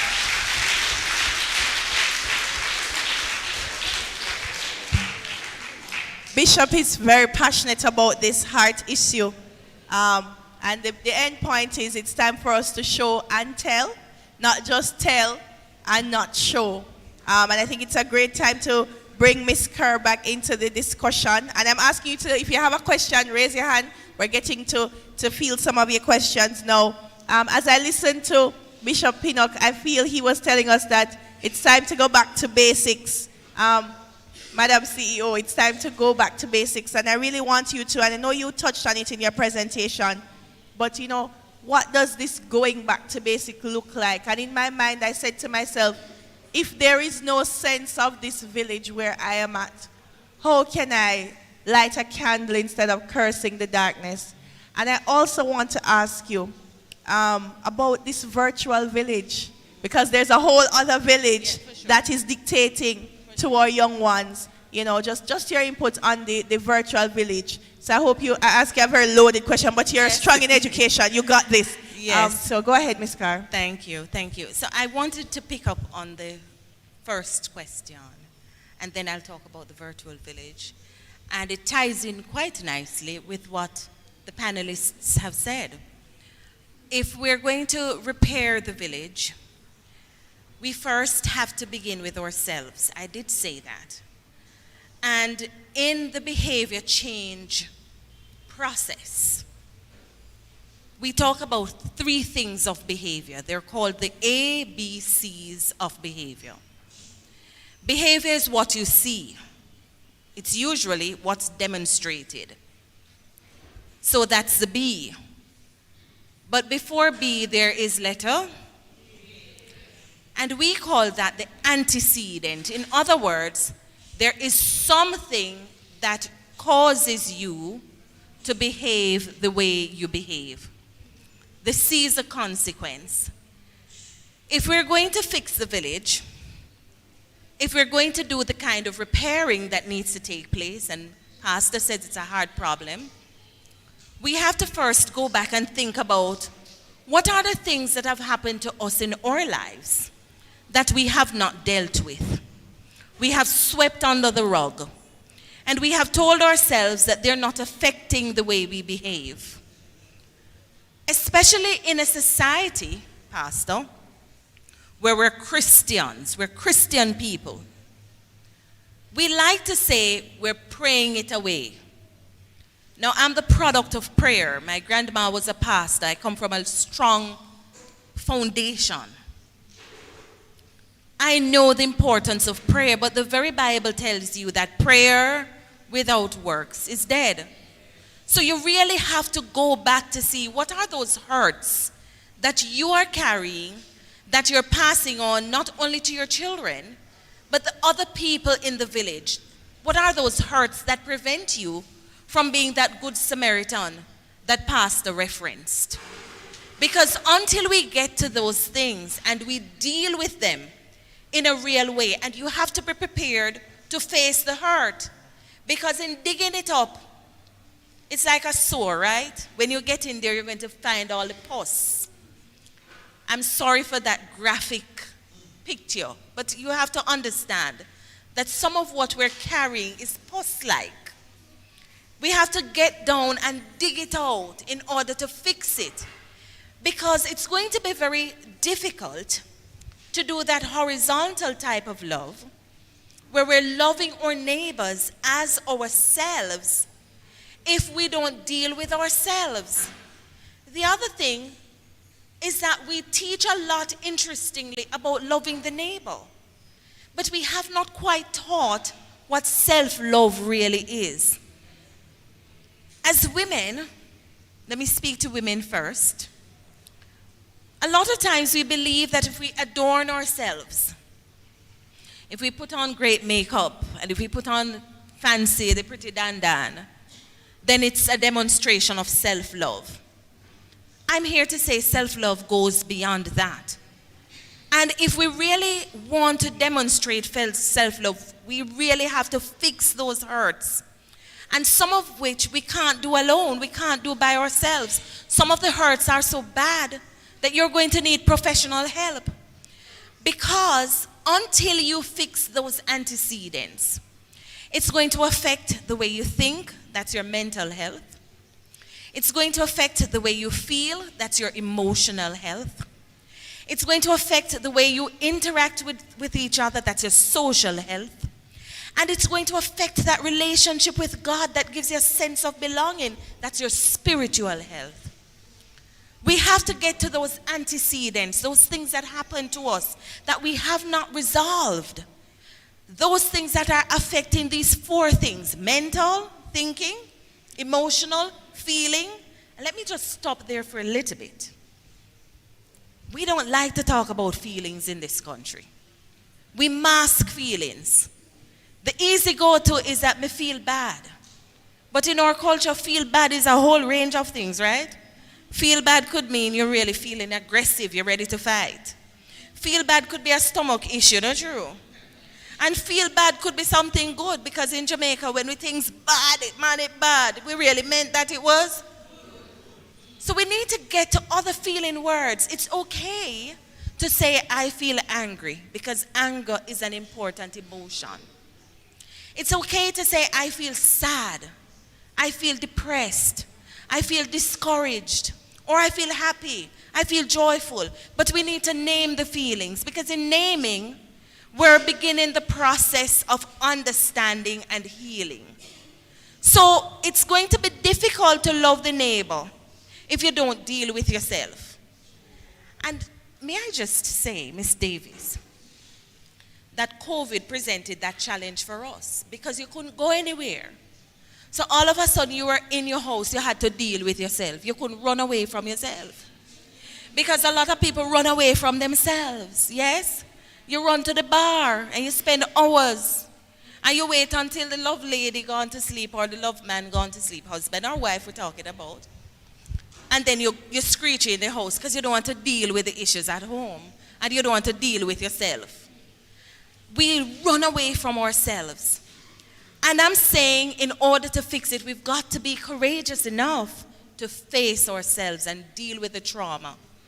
There are many times when we have our parenting education sessions like these, and when people start talking about their past hurts, it's amazing. But we have to get to that point. And then the question was about the virtual village. We're in the technology age. It's called the fourth industrial revolution. That's what it's called. It's an information age. Now, when I was a child and I needed information, I would say, Mom, take me to the library. Isn't that so? You went to the? Now the library is right there on your smartphone. The children are bombarded with all kinds of information that are coming from external sources. Those people on the phone are not people in the homes, are they? They're people you'll never meet. They come from far and wide, yet they have such influence on your children. There are little children who are telling me that when they post, if they don't get the likes, they feel depressed. That when people don't respond, so they have to do something else that they know will jar people to press the like button. That is telling me that their whole sense of self is tied up into the technology. There are people who sit together in the same space, but they're not present. You're sitting together as a family, but you don't know what's going on within your own home because every person is on the smart device. And those people out there who are in the business of hurting people, they don't relent, they don't stop. And so as your children are on the smartphone, they're thinking of ways to lure your children and to influence their lives in negative ways. And I'm saying to you that you have to show up and you have to be present, because those people are showing up, they're present, and they're influencing your children. You see, the other thing with the information age is that there is a part of the age and stage of development of a child, I talk about it a lot, at about age 15. And age 15, your children are in grade 9, and in every school across this country, 9 and 10, in every school across this country, grade 9 is a problem. Do you know? Grade 9 is a problem. And we contribute to that problem too. Because we're telling them, you're a big boy. But at the same time, we say, you're going on like you're a big man. So you create this confusion for them. They're in the middle and they don't know where they fall. Isn't that so? Well, what's going on is that this is the fastest growth of a part of the brain that's called the prefrontal cortex. And that part of the brain is responsible for choices and decision making. And if you're bombarded with all the information through the technology, through the virtual space, they don't know what information is good from what information is bad. Their brain is telling them, take all the information and act on what you get. So if they have not been given enough at home to sift through or filter, the good information from the bad information. They're acting on all the information. Now, when you and I were younger and we did something wrong, you had you and you in the community, in the village, to hold us up. Isn't that true? Now the village is selfish. And the village is fearful. Yeah, that too. So it's harder for you to call to a child when the child is erring. And so the virtual, the people in the technology who are there trying to lure them, and they're giving them all kinds of bad information, their brain is telling them, explore it all. Explore it all. Nothing bad is going to happen. And that's what is happening. When we made a mistake, we didn't go too far. Too many people in the village were there to hold us to account. These days when they slip, they probably slide and break somewhere and can't recover. When they slide bad. Because the accountability systems are not in the village. You are not calling to them for one reason or the other. And that is why we have to reignite the village. Each one has to reach one. You have to say to that one, look here, no. And I'm going to tell your mother on you. Or I'm going to tell your father on you. We have to hold each other. Because some of the information that our children are getting, believe you me, they are not seeing down the line. They're not seeing down the road to say that if they do that, bad things are going to happen. There are consequences, which is a C. Consequences of the behavior. So I'm hoping that you're listening and getting a bit of understanding that, look, the village is ours. We can't wait until foreign people come fix it for us. We're at a serious juncture, by the way. You know. We could either go this way or over there, so continue down that way. And I'm telling you, we have some neighbors who are in trouble. We don't want to get there. We have to pray them up. We have to be guided by what's going on in some Caribbean territories, not too far from here. We're at a juncture. We have a decision to make. Which way do we want to go? Do we want to continue down this path? Or do we want to hold up the village? We have decisions to make and then actions to carry out. Because Pastor said that, but by God's grace, we do. Yes. And understand that as we're doing, as we're trying, we have to ask God for His grace and what? His mercies. Right. Because we can't do it alone. And I believe, I'm not here to be preachy because I'm not a pastor, just Lovely's a pastor, right? That I believe that someone need God in the midst. As a parent, there is a dimension of child rearing that's called the spiritual dimension. The children must know God. And not the church down so. With the man who call himself Mr. whatever his name was. Not that kind of church. Do you understand what I'm saying? Am I talking to real people in here? Yes, you are. Who know real things and want real information. Right, so that's not the church we're talking about with that man there down so. We're not calling him name. You know which man me I talk about? Not that the church there. We're talking about the real church. Where we say Jesus, real Jesus. Not true. And where we say God is the real God, the true and living God. But where there are gaps, other people will come in. So if you're not talking to your children about the true and living God, other people are going to come in and confuse them and lure them to other situations. That's not what we want. We have to also, I want to reiterate because it's something we talk about, we have to model for children. It is not enough to send them to church. You have to go to church with them. It is not enough to tell them to pray. You have to pray with them. It's not enough to tell them, don't be bad mind. You have to stop being bad mind too. But no, me never going to get a big amen for no one day. Amen, amen. Right. Amen. Do you understand what we're saying? So as we think, the more we are in control of our village, the more we work according to what the Lord prescribed, then the more we will have lesser influences in the virtual village. Because our children will be so equipped that they'll be able to know when other people in the village are telling them the wrong things. They're going to come to you and say, Mommy, so-and-so or Daddy so-and-so, and you'll know how to deal with it. That's understood? Right. All right. Thank you so much, Ms. Carr. If you're wondering where on the road we are, we're actually on home stretch, right? So don't get too concerned. We're traveling nicely. If you do have a question, now is a great time to stick your hand up. We have a little bit of entertainment for you just at the end from our friends from Majestic Gardens. Their performing arts group will be coming shortly. But if you have a question, put it up. I mean, the panel was amazing. Put your hands together for them. So maybe, just maybe, you are thinking that, that there may be no questions. We had the joy at Grace and staff of going to a lot of schools this month because it's also Youth Month. I hope we know this.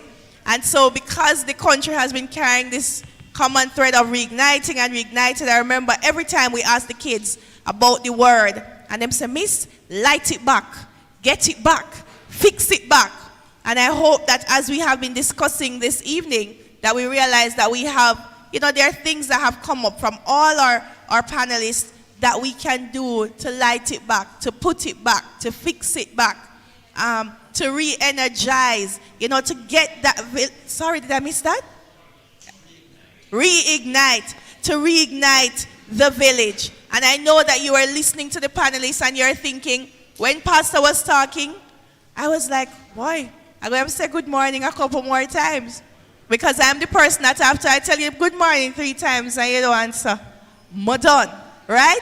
But here we are reminded this afternoon that we have to be consistent because we have to be the light. We have to show others that we are ready for this change in our village. And guess what? What motivates me is that it's not just me going to benefit. My son is going to be benefiting from a better village. And if that is not enough motivation for you, I don't know what is. You want Jamaica to be better for your kids. You want them to have less challenges. You don't want them to struggle and box about and suffer. Talk truth. So the things that we have to do now to ensure that they're in a better position, we want to be able to do that. Grace and Staff Community Development Foundation has been continually putting in the building blocks to support the different villages and the different communities that we serve. We're playing our part. We've gathered today to give you more information so that you can continue to play your part. And if you need to do more, that you do more. Do we have any questions? Going once? Yes, ma'am. The mic is coming to you.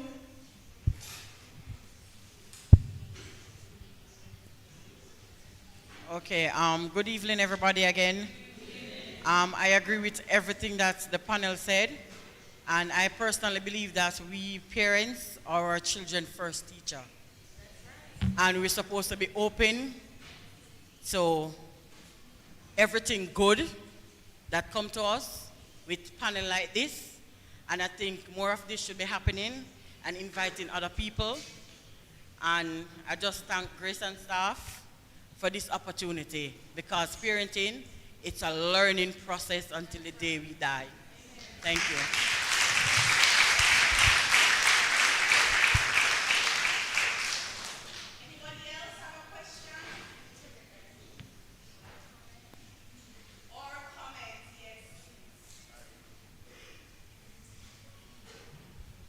Evening.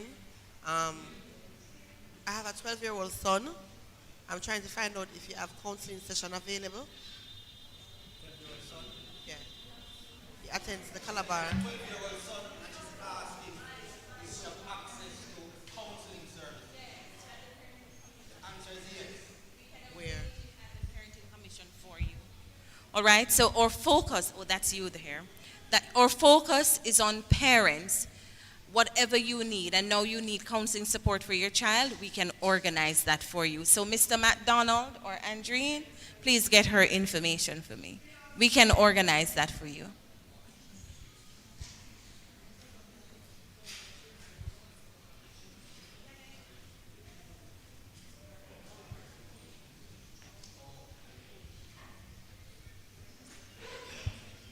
Good evening, everyone. One of my concerns is being a member of more than one PTA body and you have to interact with parents and students. Most of the kids nowadays, or most of the parents nowadays are kids themselves when you sit and talk to most of them. Some of them, they weren't shown any love. And one of the biggest problems is especially the young mothers who have boys, teenage boys to deal with no father. 90% of them, not bashing anybody, keep on saying, you still like your papa this, your papa that. And then most of them, males on a whole, don't normally express how they feel when they're hurting. So when they go to school, it's like this person says something to them, even about their mother, they get very defensive and start a fuss.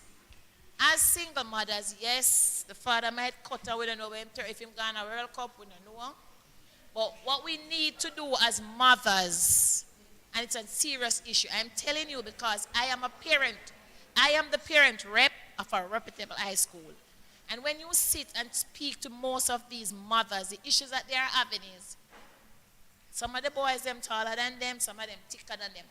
And we think, if we tell the boy to wash the plate, him to wash it, thump him nine back. It no works, so. And I am going to give a perfect example because I had a situation once with my first son. He's now 32. I came home one evening and tell him to wash the plate. And Miss Karim decided to say, now wash it. I'm not arguing. I go down at the wholesale and buy a pack of 2-pound bag. I cook some curry mutton and rice and peas and blend some carrot juice and put the juice in one bag, the rice in one and the curry mutton in the other. You now wash the plate, you can't name out of none. So how am I going to put the food together? That have nothing to do with me. You want to eat out of the plate? Better wash it. All right? I know him work out. Tell him to go to the bathroom. But one girl thing, I just buy a padlock, bathroom lock, and the grill lock. So you can't come out, go bed. I don't know why you go bed. You have a choice. Just go to the bathroom or you go sleep dirty. And you're not sleep on my bed dirty either. So work out the mats. Beating doesn't solve everything. Sometimes we need to sit them down and talk to them like an adult. Because when you say, liquor boy, and at the same, when you say, liquor boy, you just need to do that. And then one of the panels say it, and then the next minute, you're going like you're man, and then if you're not liquor boy, you must be man. So we need to be realistic of how and what we say to them. Because guess what happened? A lot of people don't know as parents. They have rights to them, have feelings just like me and you. Just like how when me talk to them and them give me attitude, when you do it to them as an adult, it hurts. Some of them is not vocal like my 14-year-old. I tell myself every time I say nothing, I get upset. Mommy, violence is not the answer. I mean, never tell her I'm going to lick her, I just raise my voice. Or she have a style when once the iPad, as I said, the computer thing, once me get upset and start talk, just iPad, earpad me out. So when I say to her, you never hear? No. But remember, there's emotional violence as well. So that's what I'm saying. So sometimes you don't literally lick them, but when you're the pan, hey, I'm tired of you. You don't know what that do to them. Because I've spoken to a lot of girls at my daughter's school. And when you sit them, I can remember one of them that almost committed suicide. And she begged me $50 to start the conversation. And I said, you get the lunch money? Yeah, but me just want $50. And the little girl have $1,000. So what you want $50 for do? Anyway, I gave it to her, but I realized she's still in a conversation with me. And when I take her up, she said, because she went to the father and a COVID, the father said, "I'm not give the mother so much money because she not go to school." So the mother started telling her, you can't eat so much bread because your papa not give me enough money. And I meant she was going to commit suicide over sliced bread. Not even pound of flour, bread. So as adults, sometimes you're angry, sometimes you go to work and you have a bad day. We need to pick and choose the words that we say to them. Because I'm a human being just like me and you. And same like if you're at work and your boss make you feel bad or your co-worker, when you go home with that energy and put it on them, trust me, it's not nice. Thank you. Thank you so much. There's a hand at the back. There are two hands. Yes.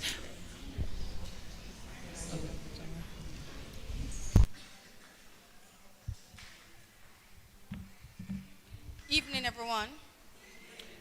Yes, I'm just saying that parenting, these are for the fathers. Parenting is a teamwork between mothers and fathers. Sometimes when you and a man separate, it destroys the child. It destroys the children. You stay like your mother. You stay like your father. They will try to poison the children. And what your mother say, you're supposed to work as a team. For instance, my big daughter, me and her father not together, but anytime she do something wrong, the two of we are best friends. Whatever your mother said, I said. You do not use the mother fat and fry the children. Stop it. If you're not woman, separate because the relationship was toxic. Do not let the child be a part of it. The child them suffer depression because I have a teenage daughter now, and she's very, very depressed. Between the tug and war between me and her dad, it makes her depressed. She said, what am I do? I don't know what to do. Him keep on, I said this. Yeah, sometimes I not like me keep on say things, me say things too.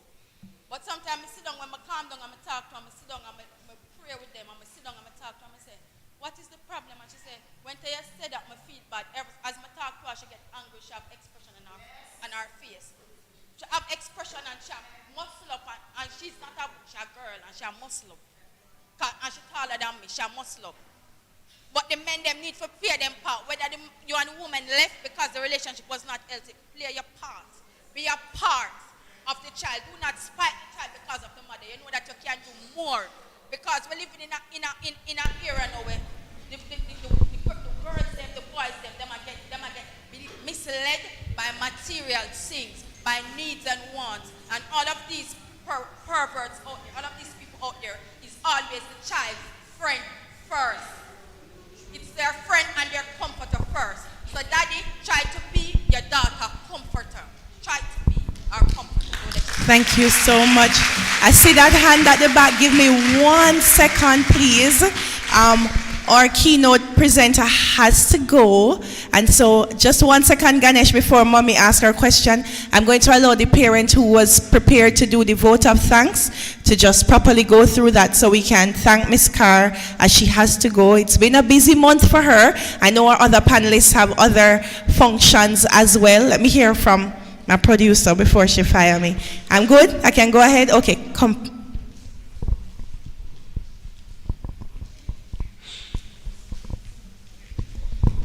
Good afternoon, parents.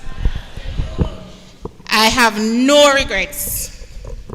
I am very happy that I made the time to be a part of this session. And I guarantee you, it wasn't easy. It wasn't easy for me. I am tired. When I left my house this evening, I prayed and I said, please get me there and get me back home because I've had a long weekend. But I really, really want to start with you parents. I too, as my fellow parent, is a part of, is a parent rep, and our schools have called many sessions and I've never seen this turnout. So I do appreciate it. Okay? So I am tasked with giving the vote of thanks for today's session. And I feel honored to have been asked to do this. So ladies and gentlemen, a very good afternoon to you all. It gives me immense pleasure to deliver the vote of thanks for this afternoon event. Okay? I would like to thank our guest speakers. I really do. Ms. Kesia Carr, Reverend Pinnock, Mr. Unser. I would really like to thank you for taking time out of your busy schedule. And Miss Williams, my apologies, I did not miss you. I am so sorry, right? I know you have busy schedule. This month is parenting month, Miss Carr. You talk about Trelawney. I'm not sure if you're coming from Trelawney though, but I do appreciate you coming to share with us. I've listened to you and I know that our parents have listened to you, and I guarantee you that we're walking out of here this afternoon more empowered than we were before. I know that one of us, some of us, all of us is taking something, whether it's from Miss Carr, Mr. Hunter, Reverend Pinnock, or Miss Williams. We are walking away with something that we can use this afternoon. And so I would like to say thank you for being here. Thank you for taking the time to meet with us, to share your thoughts and inspiration with this group. Can I finish the rest? Okay. All right, so to the Grace and Staff Foundation, we want to big you up, because without you, this part would not happen. I have been associated with the Grace and Staff Foundation for a while. I have a daughter that is, I don't know, And I've gone through Miss Michelle. If you know no other name parents, you all know Miss Michelle. Okay? And so some of you maybe would have met Miss Davis today for the first time in person, but we have seen her on our virtual sessions during COVID, right? And so I would like to say a big thank you to the Grace and Staff Foundation for being our backbone, for being patient with us, because I know we test your patience. I know. So I would like to say thank you as well for being patient with us. And again, my awesome parents, let me say a big thank you for taking your time to join us today. Thank you. Thank you so much. Daniel is just going to hand a token of appreciation to Ms. Carr. And Daniel, please hand the other tokens to our panelists, since we're in the vein of showing our appreciation.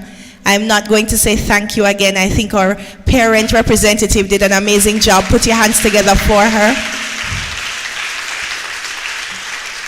So if you don't have the National Parenting Support Commission CEO picture in your phone, now is a great time to catch it before it happens on the front page. You can say you had your picture before the Gleaner. There you go. Thank you so much, Ms. Carr. Thank you for coming. Mr. Hunter, we'd like to present yours as well.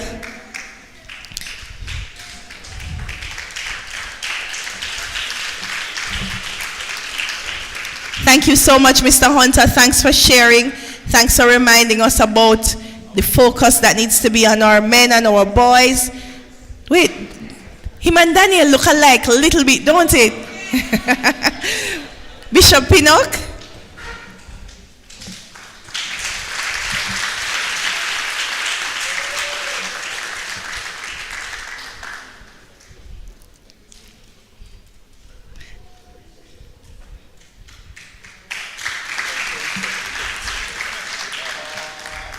And by no means least, Miss Lyris Williams. Miss Williams wants you to know that you can access the National Council on Drug Abuse by dialing 876-564-HELP. That's 876-564-4357. If you need it again, just reach out to anybody from Grace and Staff. And she has lots of information here. So when we wrap up, please come and see Miss Lyris Williams and collect a pamphlet or two so that you can know how to, well, you need to know more about lean. That's what it is. First time I was hearing that today. Thank you so much, Miss Williams. My parent at the back, you will be our last question, but we want you to ask it. So go right ahead. So good evening. Actually, it wasn't a question. It was just me commending for the Parent Supporting Commission. Most of us parents, we were not aware of it, I bet. And I believe that most of our challenges is not having the knowledge of how these children develop, like at what stage, how they react, so we can really assist them. So with this agency, I think if it is out more local places, it will really benefit us. Because most of us, when we reach a certain age, we don't know, how do we deal with this child? What are they going through? So I really commend this, and as I am being a person around, it's the first me knowing that this agency is here and among other parents, so I really appreciate that, and we should be around many other places so more parents can access it, so we can have more knowledge. So remember, we're Ministry of Education, so wherever the Ministry of Education is, you can contact us. Okay. We're not supposed to be a well-kept secret. We're here to support parents. What you can do is ensure that you take the information to your community and tell all the parents in your community about the National Parenting Support Commission. Say it again. National Parenting Support Commission. I love you and goodbye. Thank you so much. Thank you so much, Ms. Carr.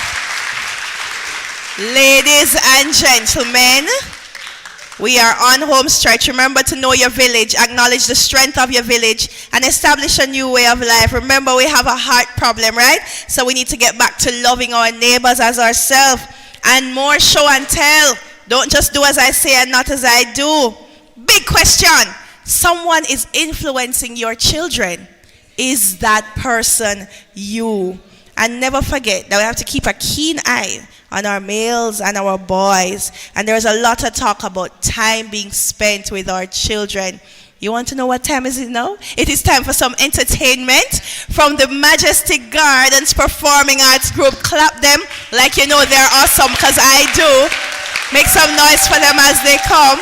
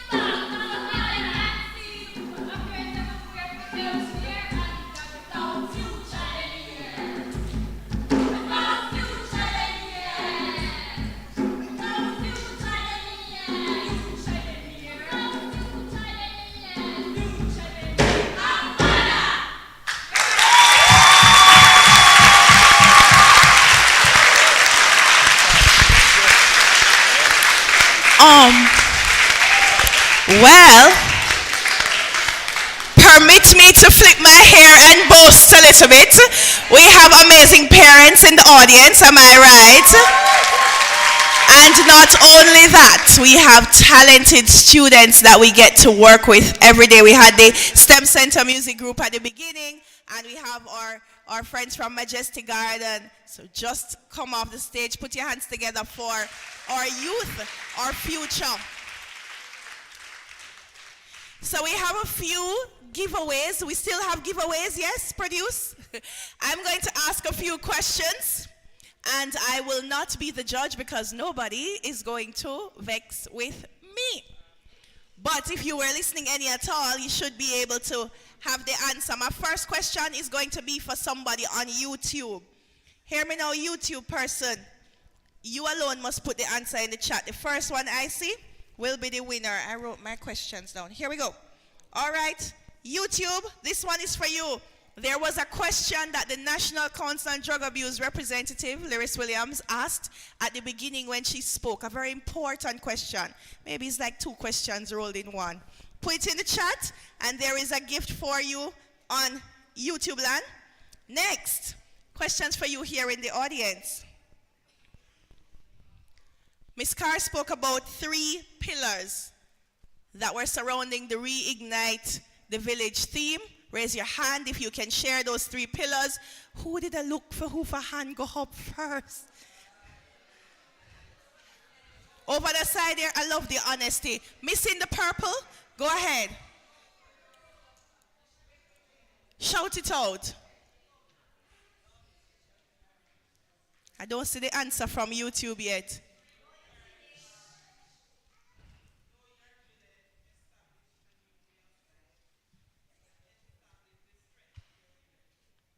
All right, I'm going to give it to you, but it's acknowledge the strength of the village. You hear? Know your village, acknowledge the strength of the village, and establish a new way of life. All right. Anybody want to put up their hand and tell me a summary of what Bishop Pinnock shared? Okay. Our hand go up fast.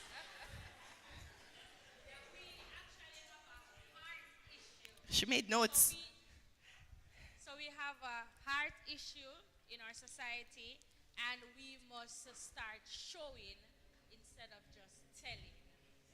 All right, put your hands together for her. Was that it, sir? Yes? All right. Here's my question now. This one, if you were listening to Mr. Hunter, you're going to have to tell us what he's passionate about, and also you have to tell me where he works. Let me see who. Is this hand right here, right? Please stand. He works at Michael. Okay. And his passion is about helping the youth and at risk and going into the schools. Let me remember. Going into the schools without CXC subject to get them started. She didn't listen, man. I don't see an answer to the question on YouTube, so anybody want to raise their hand and answer the question I asked? That very important. Yes, ma'am. Hold a second. The question was, her hand went up, but I'm asking it so you can hear. The question was, what was that important question that Miss Williams from NCDA had asked? Go ahead, Miss. Producer, how much more prize I have? I still have a few? Okay. Good afternoon. Someone is influencing your children. Is that person you? Good. Very good. All right. This one is a bonus question. I do not have a prize for it. Just shout it out because you must know. Grace and Staff Community Development Foundation is a part of the Grace Kennedy family. And Grace Kennedy is celebrating how much year? That's why I say I never have no prize, because you're getting serious over here. All right, let's dive in a little further. If you took down the phone number for NCDA, there is a prize from the NCDA for you. That hand went up first, polka dots. Go ahead and share the number. That's incorrect. That's the National Parenting Support Commission number. Give me, we shout a hand, Miss Michelle. Right here. This lady. Go ahead. It's 564-HELP or 564-4375. That's correct. All right, please come for your prize. But it's 564-HELP. 4357. We're not holding it against you. You said help. If you were looking on your phone, you would have given me correctly. Clap hard. Don't bad man. Don't do it.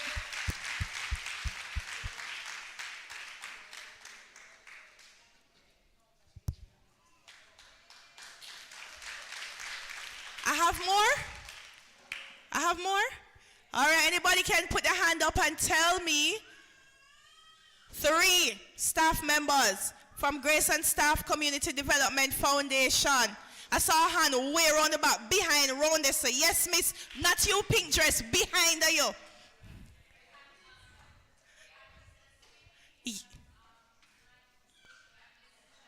Sorry, Mr. Sweeney, who and who? Madden, and you have Miss Michelle. Miss Madden? Yes. She's not there. Well, hold on, because, guys, you not get me in trouble. Miss Madden is a stalwart, a forerunner, made the way for many of us. So even though she's retired and resting, she will always be a part of the Grace and Staff family. So I'm going to deliver the prize, right? More? I have more? I feel like Christmas. Hear me now. Raise your hands and tell me where 3 homework centers are. Jesus. Who for hand go up, miss you? Daddy, wait. There is a man. There is a man. Yes, sir. All right. You can tell he's from St. Catherine, right? It's like Quarry Hill, De La Vega City. Congratulations, sir. This is a break. This is not a question. Can I ask us to put our hands together for East Queen Street Baptist Church?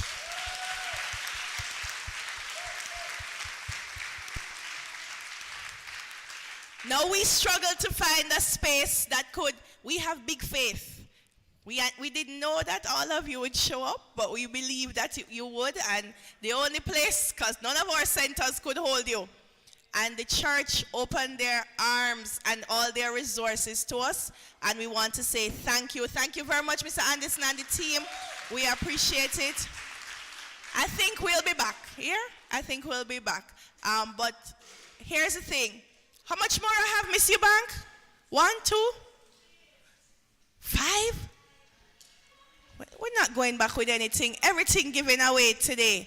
All right, so here's the next question. How old is Grace and Staff? Grace and Staff, hand up. Wrong. 43. This lady said 43. Give it to her for me, please. No, so the answer, brethren and friends, the right answer has arrived.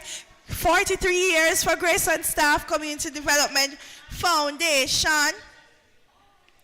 Anybody know what role Dr. Sweeney plays in the foundation? Pink dress. Look how you jump up fast. Tell us. Dr. Sweeney, you need to continue your studies because, come. I want him to shake your hand because this nice lady, what's her name? Tashina says that you are the psychiatrist. Come on, shake him hand. Make him know you're right there. So, Dr. Sweetie, know that you shake her hand. Should I give her the prize? Dr. Sweetie says she's getting it. Collect it at the back. Tashina. So, right here. So, you know that Grace and Staff, clearly, lots of compassion. The answer don't have to always be fully right. Just look a bit right. Where is our office? Where's Grace and Staff office? Wait, no. Pressure. The guy in the blue here.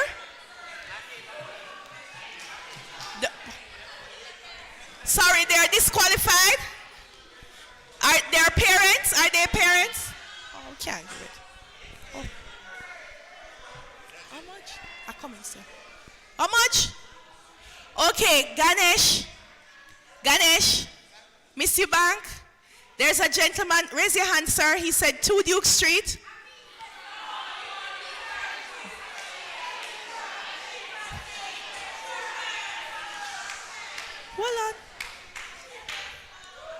Hold on.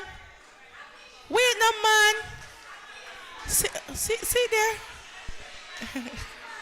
Hold on, miss. Hold on. You'll be fine. So I'm identifying 3 people that will get a gift now, because we can't be here all night, you know. And if, believe it or not, I'm running out of questions. So the lady that said me first, yeah, all right now, miss? Oh, thank God. I was a little worried. So there's a gentleman over there in the blue shirt. Raise your hands, please. And you have to call me bias. There is a dad at the front. in the white shirt that I would like to also give a token? Raise your hand again, Daddy, so they can find you. See me here, up here.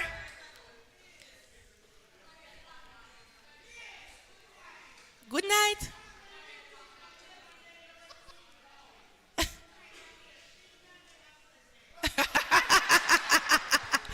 There you go. All right, ladies and gentlemen, hear me well. Hold on. Hear me well. I'm not saying we overstay our welcome, right? But we're a little past our time, so we kind of have to wrap up. But what we understand is that we will be gathering our parents again. So I have, sorry, did that gentleman in the white one? White shirt. So Maxine Campbell and Omar King, first mother. Maxine Campbell, Omar King, first parents here. They have gotten a prize. It didn't even have to do anything. Just be early. I don't understand. I'll hug up. Is there anything else? Look, no, I'm not taking the pressure. Miss, I passed that lady on the outside today when I came. She was early for real. Him last.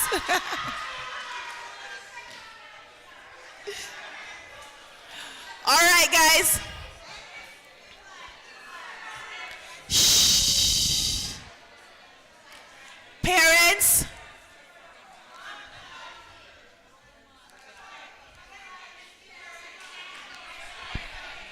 Hold on, guys, hold on. Sorry, I am going to give that parent this last bag because she assisted us today with the refreshment that we were preparing. All right, thank you.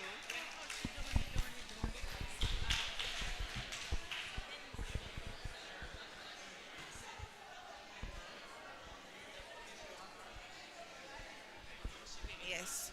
All right, ladies and gentlemen, just if you could just be quiet for 1 second, let me thank God for the good afternoon that we've had, and we can bring it to a close.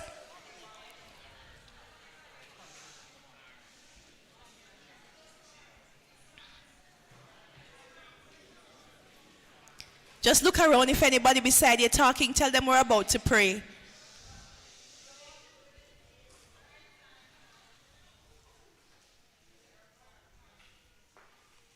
Lord, we thank you. We thank you for your grace. Thank you for your mercy. Thank you for allowing us to have come together. Thank you for this time. Thank you for our panelists. Thank you for our parents. Thank you for the hardworking Grace and Staff team. We pray that you will take us to our different homes safely, that you will bless the East Queen Street Baptist Church, that you will provide for us as only you know how. And together we pray, our Father, who art in heaven, hallowed be thy name, thy kingdom come. Thy will be done on earth as it is in heaven. Give us this day our daily bread, and forgive us our trespasses, as we forgive those who trespass against us. And lead us not into temptation, but deliver us from evil. For thine is the power forever. Amen. Amen. Just 1 second for some instructions, refreshments. Miss Eubank, what's the process?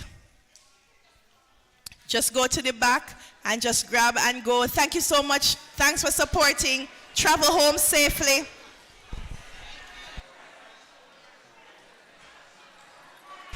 Remember to get your information from NCDA at the top.